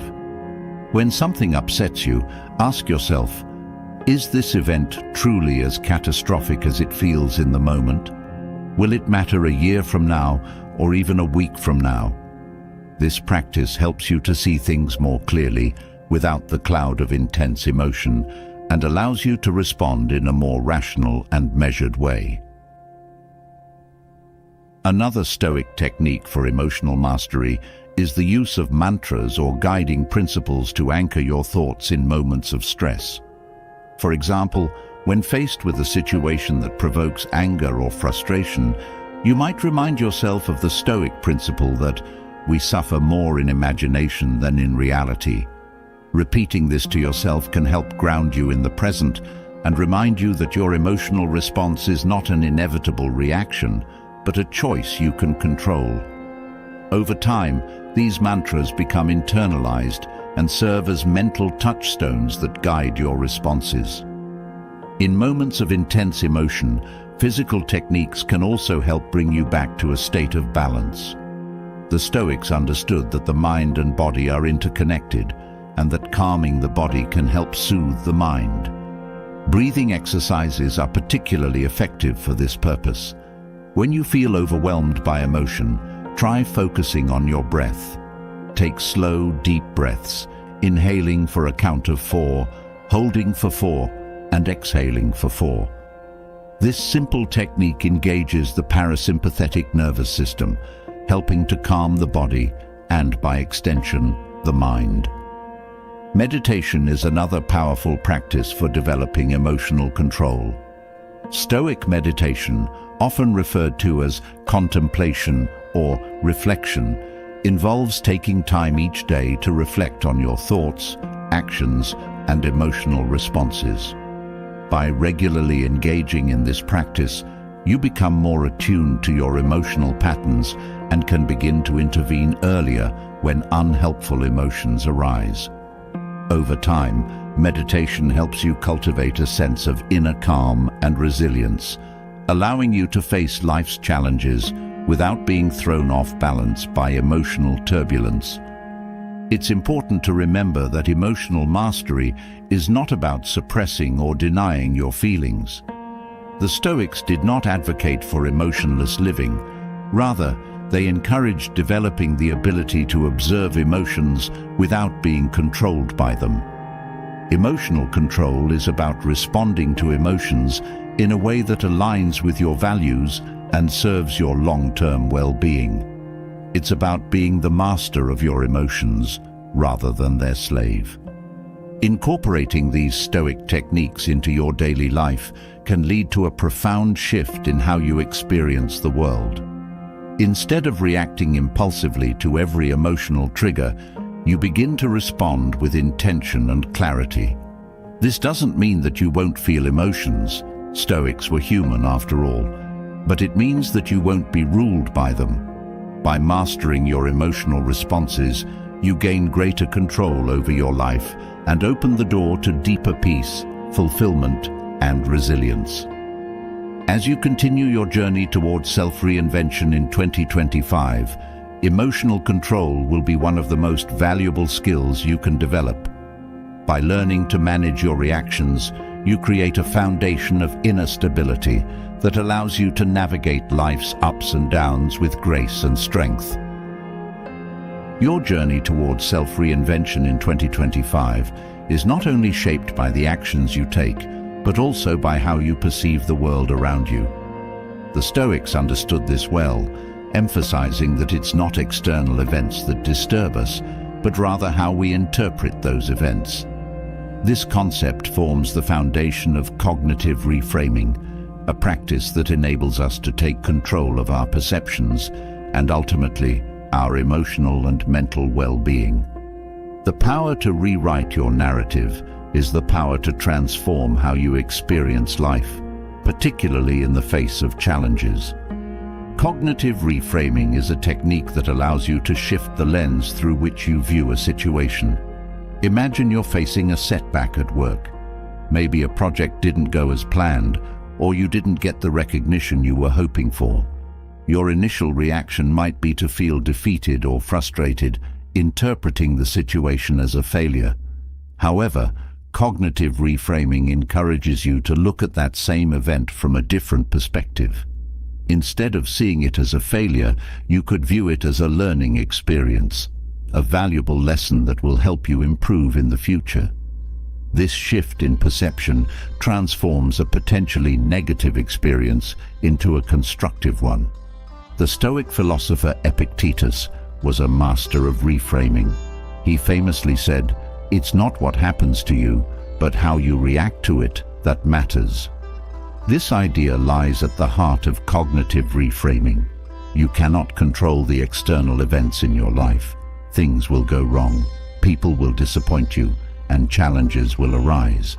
But what you can control is how you interpret those events, and in turn, how you respond. This practice empowers you to become the author of your own story, rather than a passive observer of your circumstances. Rewriting your narrative begins with awareness.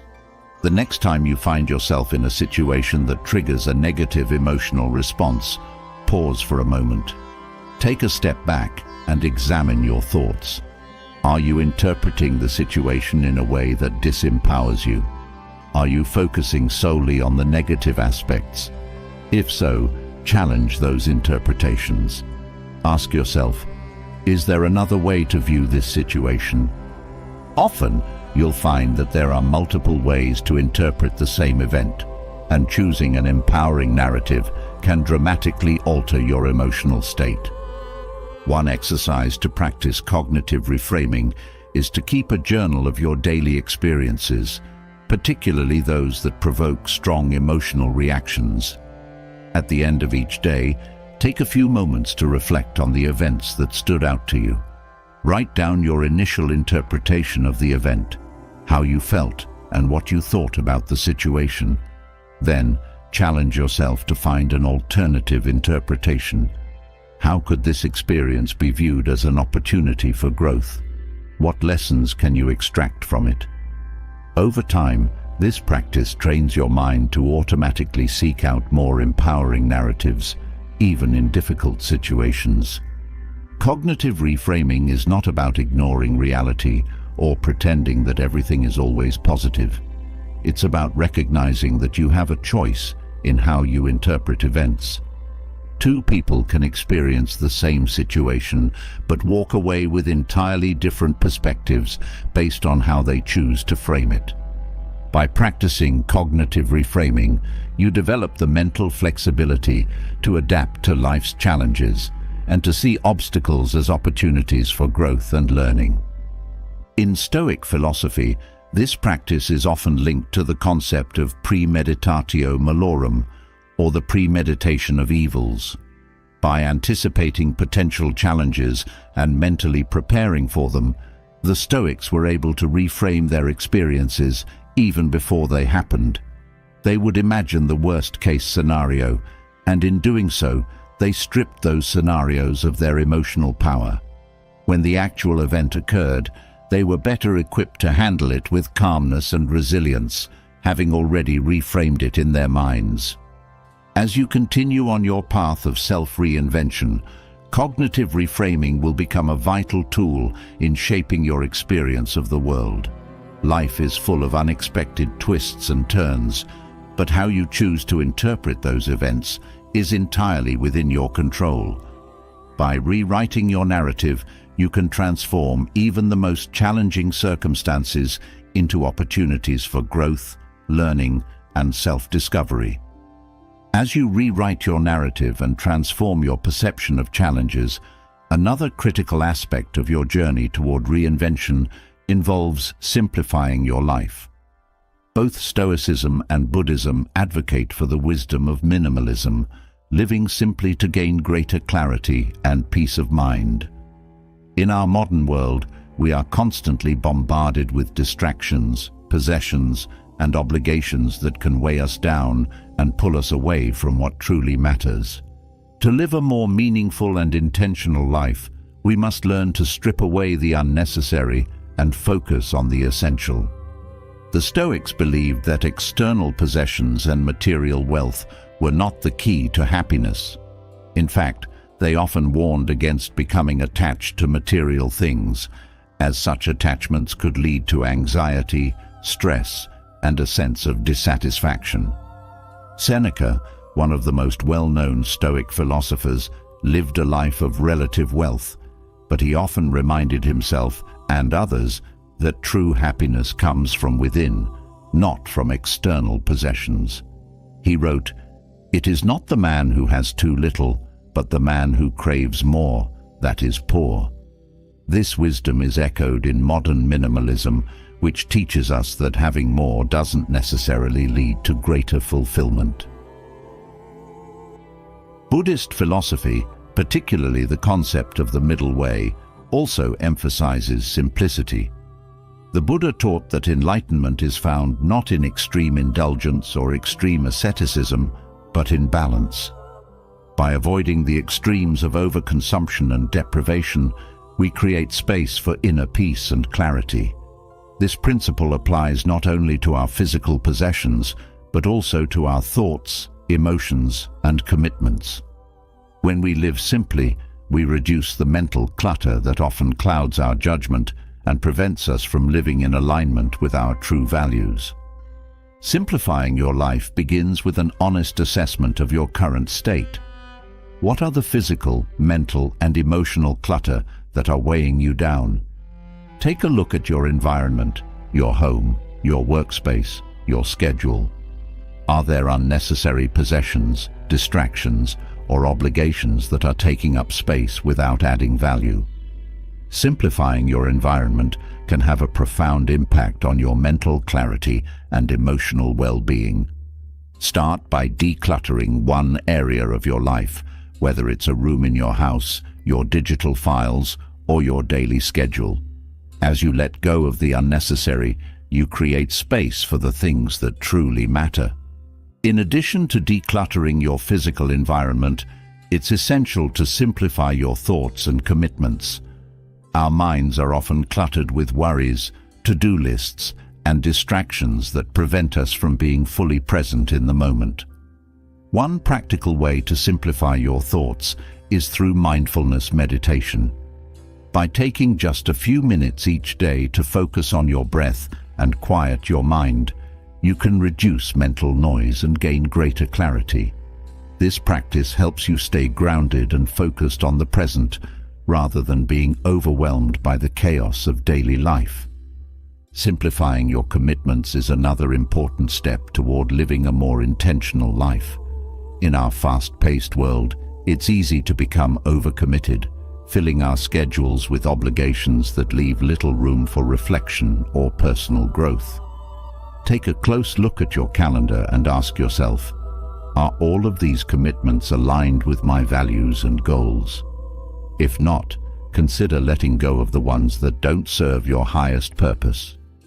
Saying no to unnecessary obligations creates more space for the things that truly matter, whether it's spending time with loved ones, pursuing a passion, or simply taking time for self-care. Living simply also involves cultivating a sense of contentment with what you have. In a consumer-driven society, we are constantly bombarded with messages that tell us we need more possessions, more achievements, more experiences to be happy. But the truth is, happiness is not found in acquiring more. It's found in appreciating what we already have. Practice gratitude daily by reflecting on the things you are thankful for. This simple habit shifts your focus away from what you lack and toward what you already possess, fostering a sense of peace and fulfillment. By embracing the wisdom of minimalism, you free yourself from the distractions and clutter that can prevent you from living a meaningful and intentional life. Simplifying your environment, thoughts, and commitments creates space for personal growth, clarity, and peace of mind. As you continue your journey of self-reinvention, remember that less is often more. By focusing on what truly matters, you can live a life that is aligned with your values and filled with purpose. Human connection, in its most profound form, is a cornerstone of personal growth and self-reinvention. Throughout history, philosophers like Aristotle and the Stoics have recognized the essential role that relationships play in shaping our character, guiding our decisions, and nurturing our wisdom. For Aristotle, friendship was more than just a social necessity. It was one of the highest forms of virtue, a relationship built on mutual respect, shared values, and a commitment to each other's moral improvement. The Stoics, similarly, saw virtuous friendships as a means to strengthen one's journey toward wisdom and personal growth, reinforcing the idea that human beings are inherently social creatures who thrive in meaningful connection with others. Aristotle famously distinguished between three types of friendships: friendships of utility, friendships of pleasure, and friendships of virtue. The first two categories, based on mutual benefit or shared enjoyment, are transient and often dependent on external circumstances. Friendships of virtue, however, are deeper and longer lasting, as they are built on mutual admiration for each other's character and a shared commitment to living virtuously. Such relationships are not driven by what one can get from the other, but rather by a genuine desire to support each other's growth and flourishing. In friendships of virtue, the relationship becomes a space where both individuals can challenge each other to become better versions of themselves. In the context of self-reinvention, cultivating virtuous relationships is vital. These connections provide a support system that encourages growth, reflection, and wisdom. When surrounded by people who share your commitment to living according to higher values, you are more likely to stay focused on your path of transformation. Moreover, these friendships allow for honest feedback. Your friends can hold up a mirror to your actions and attitudes, helping you see yourself more clearly and adjust your course when necessary. To cultivate such relationships, empathy and understanding must be at the forefront of your interactions.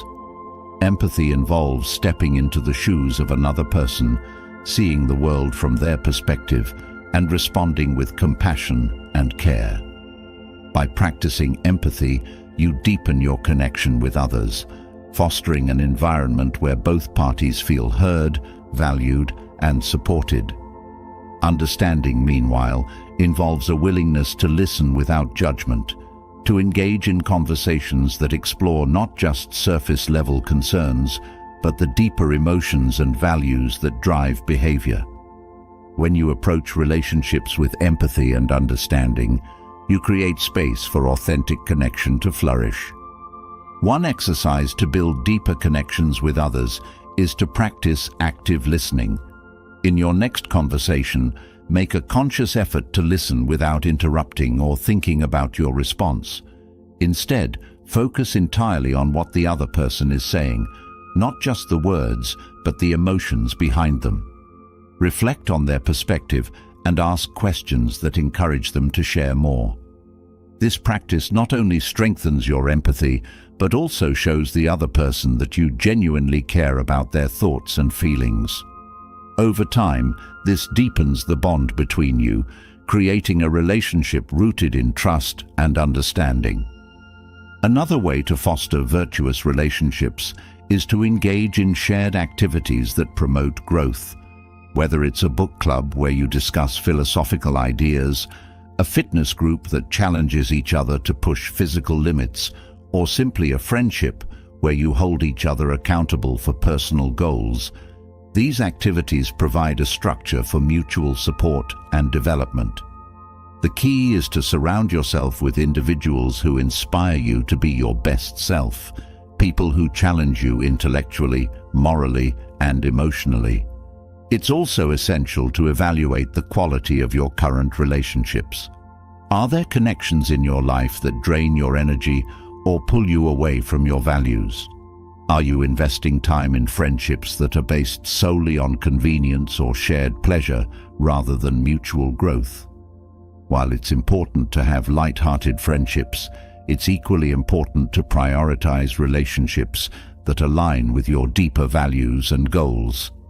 Sometimes this means letting go of friendships that no longer serve your growth, freeing up space for connections that support your reinvention. In Stoic philosophy, relationships are not only about companionship, but also about practicing virtue.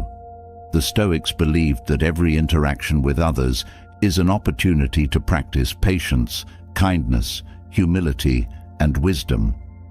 Through the lens of Stoicism, every relationship, whether it's with a close friend or a stranger, offers a chance to cultivate your moral character.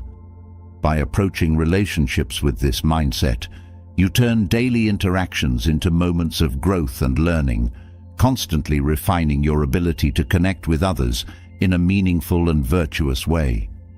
As you continue to build strong, virtuous relationships, you'll notice that these connections not only enhance your personal growth, but also provide a sense of purpose and fulfillment. Human beings are wired for connection, and when those connections are rooted in shared values and mutual support, they become a powerful catalyst for self-reinvention.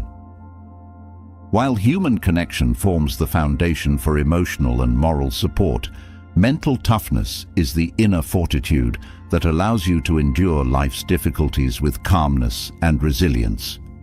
In Stoic philosophy, mental toughness is not about suppressing emotions or pretending that hardships don't exist. Rather, it's about cultivating the strength to face challenges with a clear mind and a steady heart.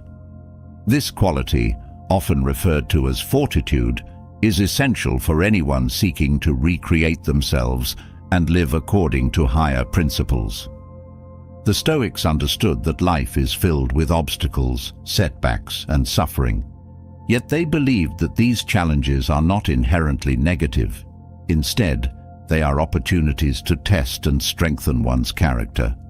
Marcus Aurelius, the Roman emperor and Stoic philosopher, famously wrote, "The impediment to action advances action.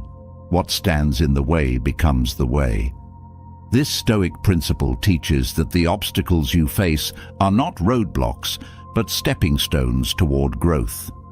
Mental toughness, therefore, is the ability to see challenges as opportunities for improvement, rather than threats to your well-being. One of the most powerful tools for building mental toughness is the practice of voluntary discomfort, a Stoic exercise designed to train the mind to endure hardship. By deliberately exposing yourself to discomfort in small ways, such as taking cold showers, fasting for a period of time, or abstaining from certain luxuries, you strengthen your capacity to endure difficulties with grace. These exercises are not about self-punishment. Rather, they are about cultivating resilience and preparing yourself to face real challenges with a calm and steady mind. Another Stoic exercise for building mental resilience is the practice of negative visualization. This involves imagining worst-case scenarios in your mind, not to dwell on them, but to prepare yourself emotionally for whatever may come. By mentally rehearsing how you would handle adversity, whether it's the loss of a job, a loved one, or a personal failure, you desensitize yourself to fear and anxiety.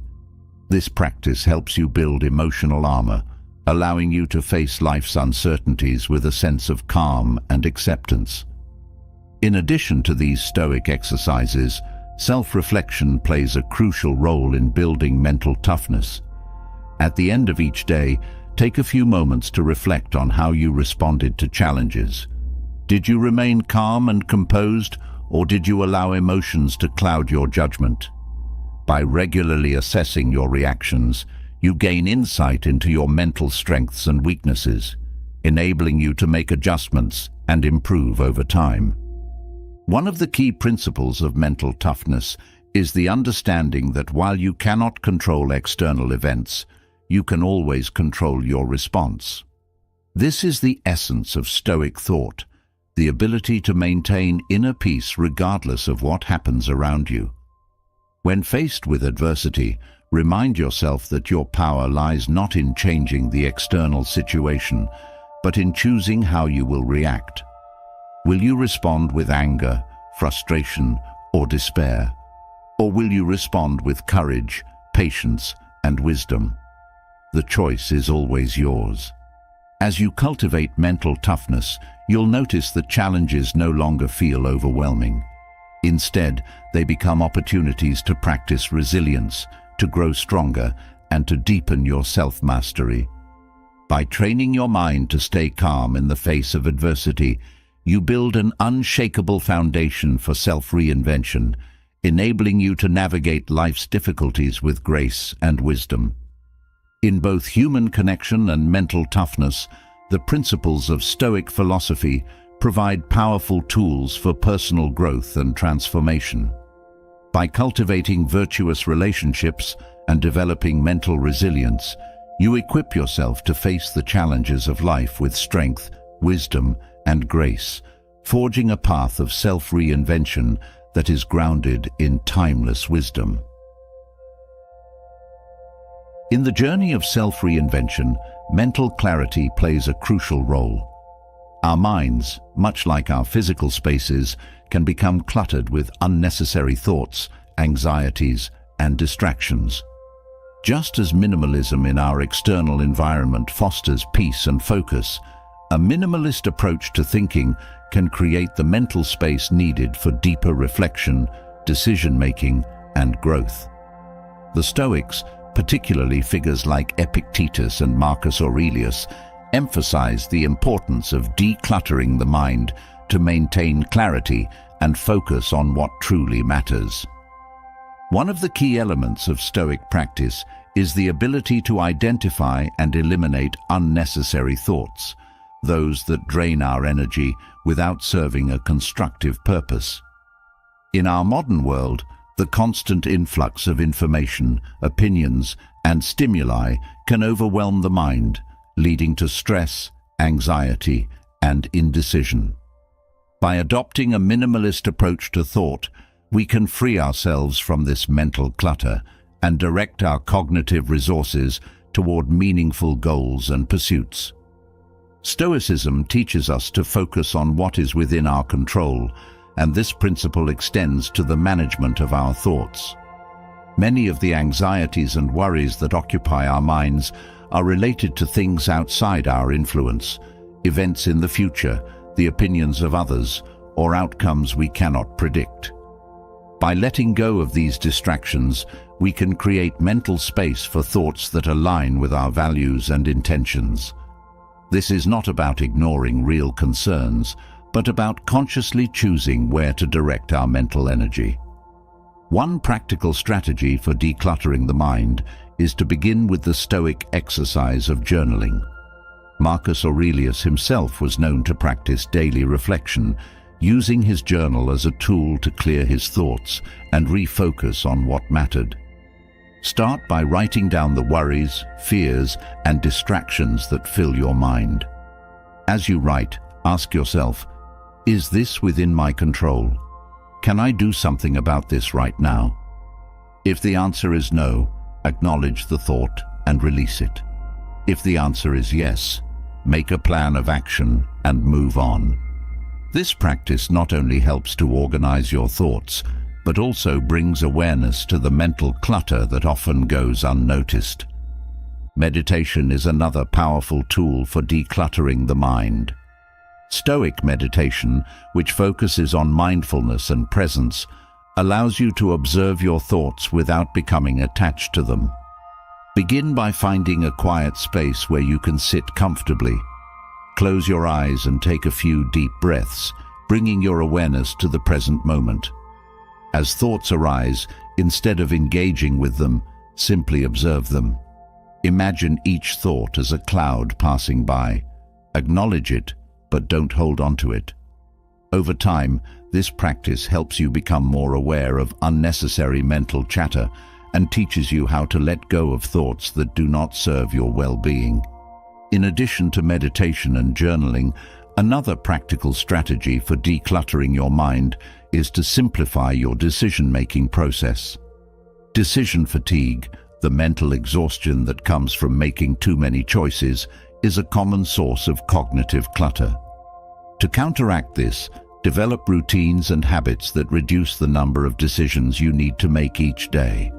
For example, you might simplify your wardrobe, your meal planning, or your work schedule so that your mental energy is reserved for more important decisions.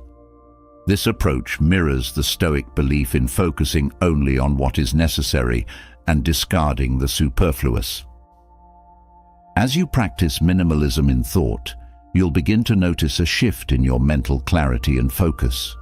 By clearing away the noise, you create space for the thoughts that truly matter, those that align with your values, your goals, and your sense of purpose.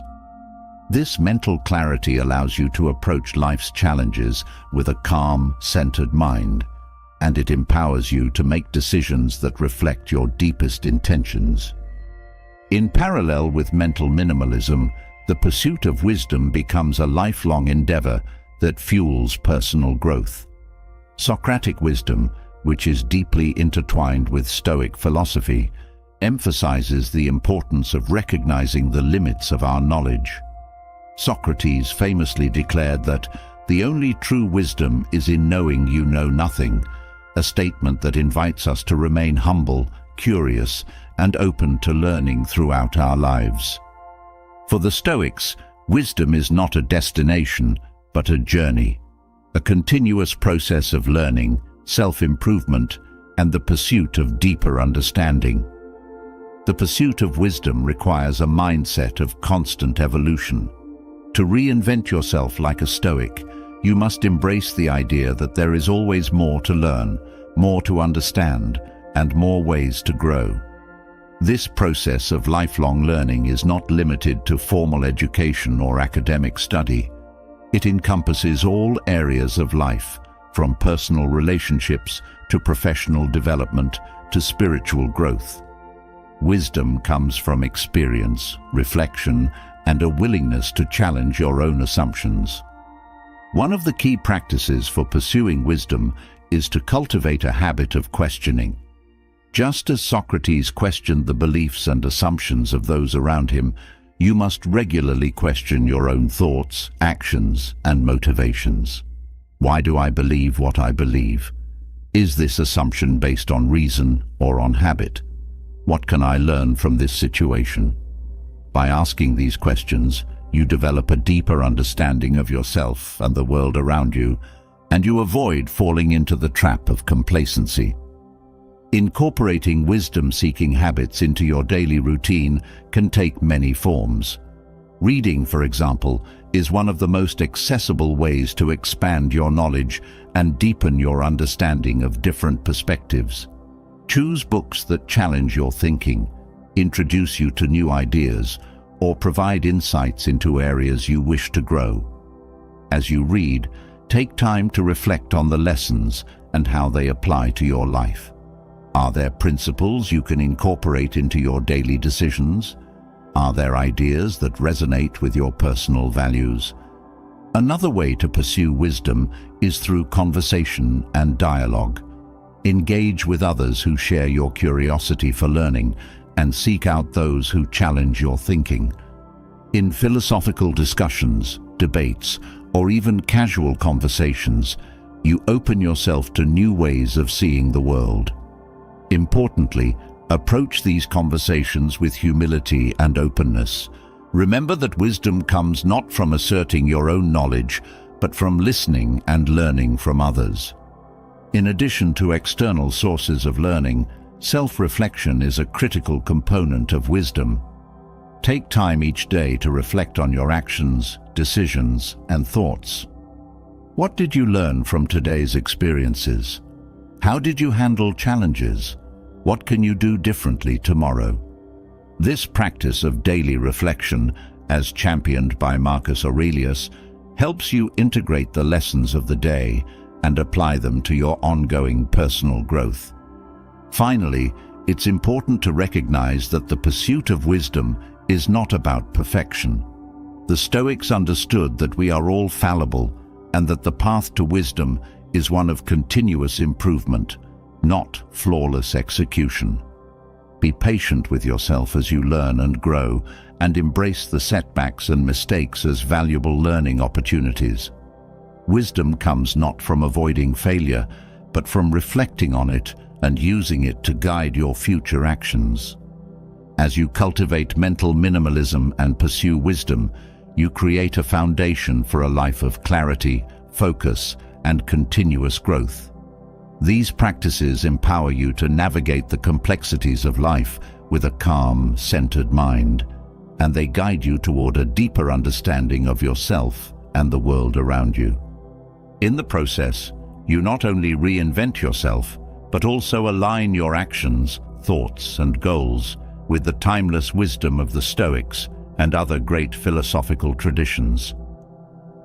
Finding joy in the present is a core Stoic principle, one that underscores the belief that true contentment can only be found in the here and now.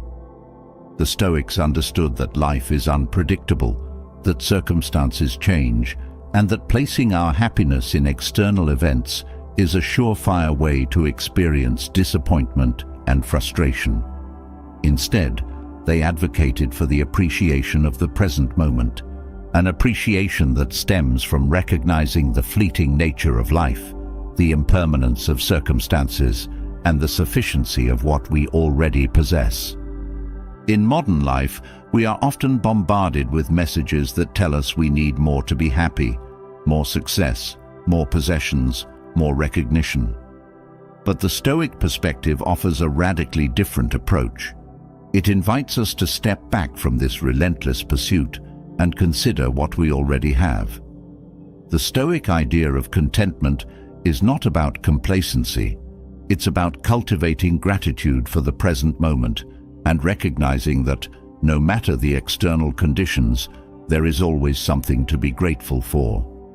Marcus Aurelius, in his Meditations, frequently reminds himself to live fully in the present, noting that the present moment is all we ever truly have. Practicing gratitude is a powerful way to embrace this Stoic ideal. Gratitude shifts our focus from what we lack to what we already possess, and in doing so, it fosters a deep sense of contentment. The simple act of reflecting on the blessings in your life, whether it's your health, your relationships, or even the fact that you are alive, can dramatically shift your perspective. Take a moment each day to consider what you are grateful for, no matter how small or seemingly insignificant.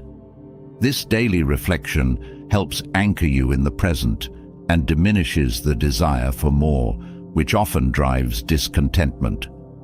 Stoic contentment is also closely tied to the concept of sufficiency, the belief that what you have is enough.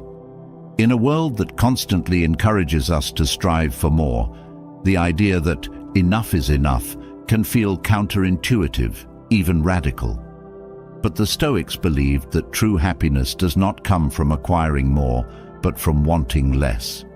Seneca wrote extensively on this, arguing that the person who is content with what they have is truly rich, while the person who is always chasing more is perpetually poor. This doesn't mean that you should never strive for improvement, but it does mean that your sense of fulfillment should not be contingent on reaching some future goal. One practical exercise to cultivate contentment is to practice voluntary discomfort, a Stoic technique in which you intentionally deprive yourself of something you enjoy or find comforting. This exercise helps you realize that you don't need as much as you think to be happy. For example, you might spend a day without your phone, eat a simple meal, or sleep without your usual comforts. The purpose is not to punish yourself, but to remind yourself that your happiness is not tied to external things. By voluntarily experiencing discomfort, you learn to appreciate the things you have more fully and to detach from the constant desire for more. Another powerful way to practice contentment is through mindful awareness. Take time each day to fully engage with your surroundings. Notice the beauty of a sunset, the warmth of a cup of coffee, or the sound of a loved one's laughter. These small moments of mindfulness help ground you in the present and remind you that joy is available to you right now, in this moment. The more you practice being present, the more you will realize that contentment is not something you need to chase. It's something you can experience here and now by simply being present. As you cultivate this Stoic sense of contentment, you will begin to realize that much of the stress and anxiety in your life comes from wanting things to be different from how they are. By practicing gratitude, sufficiency, and mindfulness, you can shift your focus from what's missing to what's already here.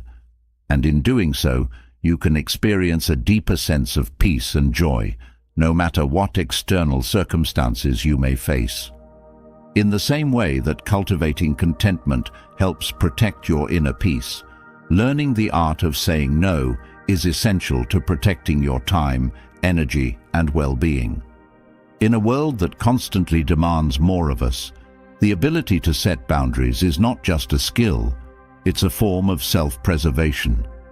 The Stoics, along with modern philosophies of self-care and personal growth, emphasize the importance of guarding your energy and saying no to things that do not serve your higher purpose. Saying no is not about being selfish or rejecting opportunities. It's about being intentional with your time and energy. In Stoic thought, your time is one of your most valuable resources, and once it's spent, you can never get it back. Seneca's famous essay, On the Shortness of Life, reminds us that life is short and that we often waste it on things that don't truly matter. The art of saying no is about recognizing that your time and energy are finite, and that in order to live a fulfilling and purposeful life, you must be selective about where and how you invest them.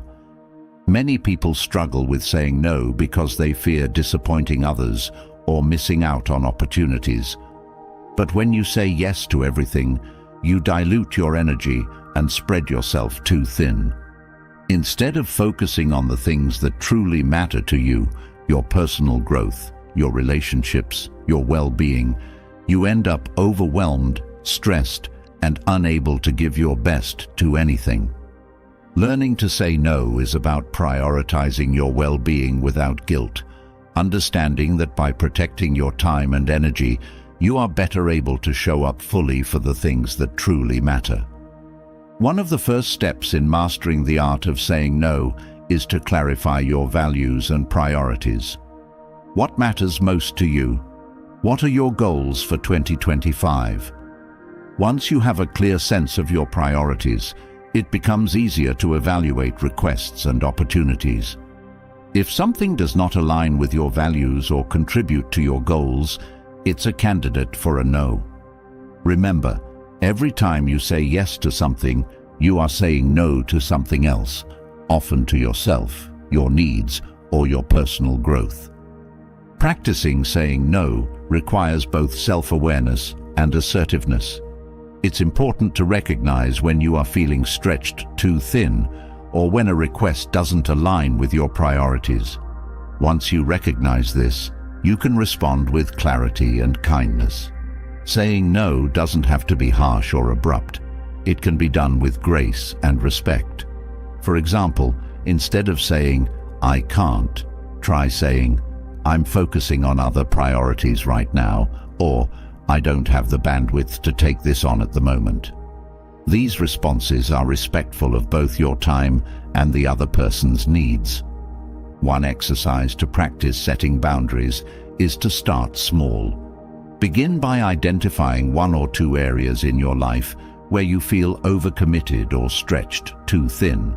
It might be work, social engagements, or even family obligations. Then, choose one thing you can say no to in each of these areas. Practice delivering your no with clarity and confidence, and notice how it feels. Over time, you'll build the muscle of saying no and find that it becomes easier and more natural. Another powerful exercise is to schedule time for yourself, time that is non-negotiable and protected from external demands. This could be time for reflection, rest, or personal projects. By setting aside dedicated time for yourself, you create a buffer that helps you avoid burnout and ensures that you have the energy to pursue the things that truly matter to you. Ultimately, learning the art of saying no is about reclaiming your time, energy, and focus. It's about recognizing that you have the right and the responsibility to protect your well-being.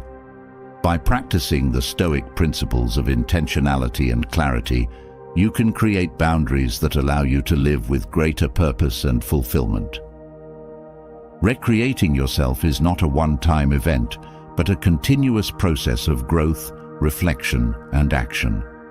The journey you've embarked on by exploring these 25 steps is one that requires dedication, patience, and an unwavering commitment to becoming the best version of yourself. The insights gathered from Stoic philosophy and other philosophical schools are not meant to be lofty ideals removed from reality. They are practical, grounded tools to help you navigate modern life with clarity, resilience, and purpose. Throughout these chapters, we've woven together timeless wisdom from Stoicism, existentialism, Buddhism, Taoism, and more, showing how ancient philosophies offer transformative approaches to personal reinvention. From the foundational Stoic principles of virtue, wisdom, and resilience to the existential call to create your essence through deliberate actions, each philosophy brings something valuable to the table. These aren't abstract theories, but practical frameworks you can apply directly to your life in 2025 and beyond. If there's one thing to take away from this journey, it's the idea that transformation is a daily practice. It's not about making one grand sweeping change, but about taking consistent small steps every day.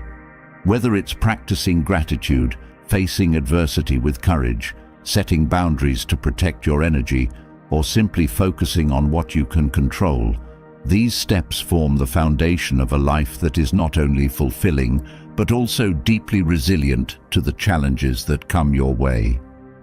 The Stoics, particularly Marcus Aurelius, emphasized the importance of daily reflection. As you move through life, take time each day to assess your actions, your thoughts, and your progress.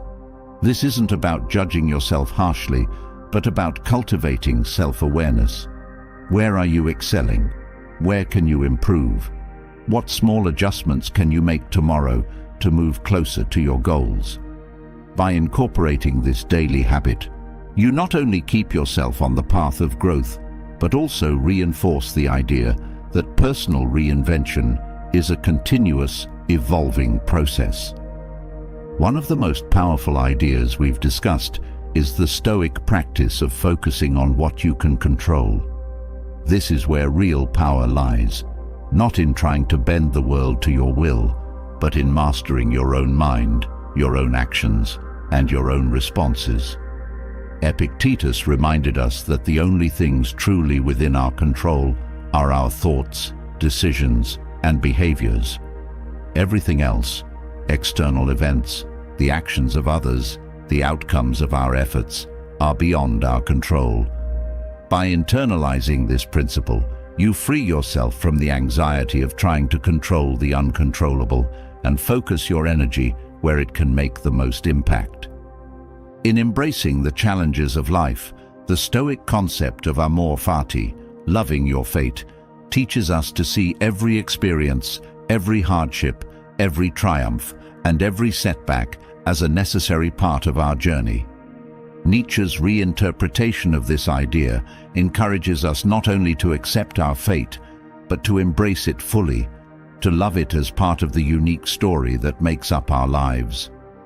In 2025, as you face inevitable challenges and uncertainties, remind yourself that these experiences are shaping you into a stronger, wiser, and more resilient person.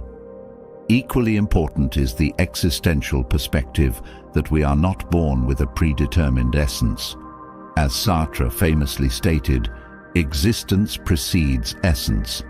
You are not defined by your past or by the labels others place on you. You have the power to shape your own identity through your choices, actions, and beliefs. This is a liberating idea, but also a great responsibility. In 2025, commit to consciously creating the person you want to be, understanding that every decision you make contributes to your evolving self. While self-reinvention is deeply personal, it doesn't happen in isolation. Aristotle and the Stoics emphasized the importance of virtuous relationships and meaningful human connections. As you work on yourself, also invest in the people around you. Surround yourself with those who inspire you, challenge you, and support your growth. Build relationships based on mutual respect, empathy, and understanding, knowing that these connections are essential to a fulfilling life. As you navigate this journey, remember the importance of balance, what the Buddhists call the middle way. Avoid the extremes of overindulgence or deprivation, and instead seek harmony in all areas of your life. This balance applies not only to material possessions, but also to your mental and emotional states. The practice of minimalism, both in your environment and in your thoughts, can help you stay focused on what truly matters, reducing distractions and freeing up energy for the things that align with your values. Ultimately, the goal of these 25 steps is to create a roadmap for living a life of purpose, wisdom, and peace. The philosophies we've explored provide tools to help you navigate the complexities of modern life while staying grounded in timeless truths. In a world that often feels chaotic and unpredictable, these ancient insights offer clarity and guidance. As you move forward into 2025, take daily action toward your transformation. It's easy to get caught up in the busyness of life, but real growth happens in the small, consistent steps you take each day. Whether it's practicing self-discipline, reflecting on your progress, or cultivating gratitude for the present moment, these actions accumulate over time, leading to profound and lasting change. And remember, self-reinvention is not about striving for perfection. It's about embracing the process of becoming, of continuously evolving, learning, and growing. You will make mistakes. You will face setbacks. But each of these moments is an opportunity to learn more about yourself, to strengthen your character, and to refine your path. In closing, the journey of self-reinvention is one of the most rewarding pursuits you can undertake. It requires courage, commitment, and a willingness to embrace discomfort and uncertainty. But by applying the wisdom of Stoicism, existentialism, and other philosophical traditions, you can navigate this journey with grace, resilience, and clarity. The tools are in your hands. Now, it's up to you to take action, to apply these insights to your life, and to step confidently into 2025 as a person who is not only recreating themselves, but living in alignment with their highest values and aspirations. Let the wisdom of the ancients guide you, but remember that the power to transform lies within you. This is your journey, your story. Make it one that reflects the best of who you are and who you are becoming.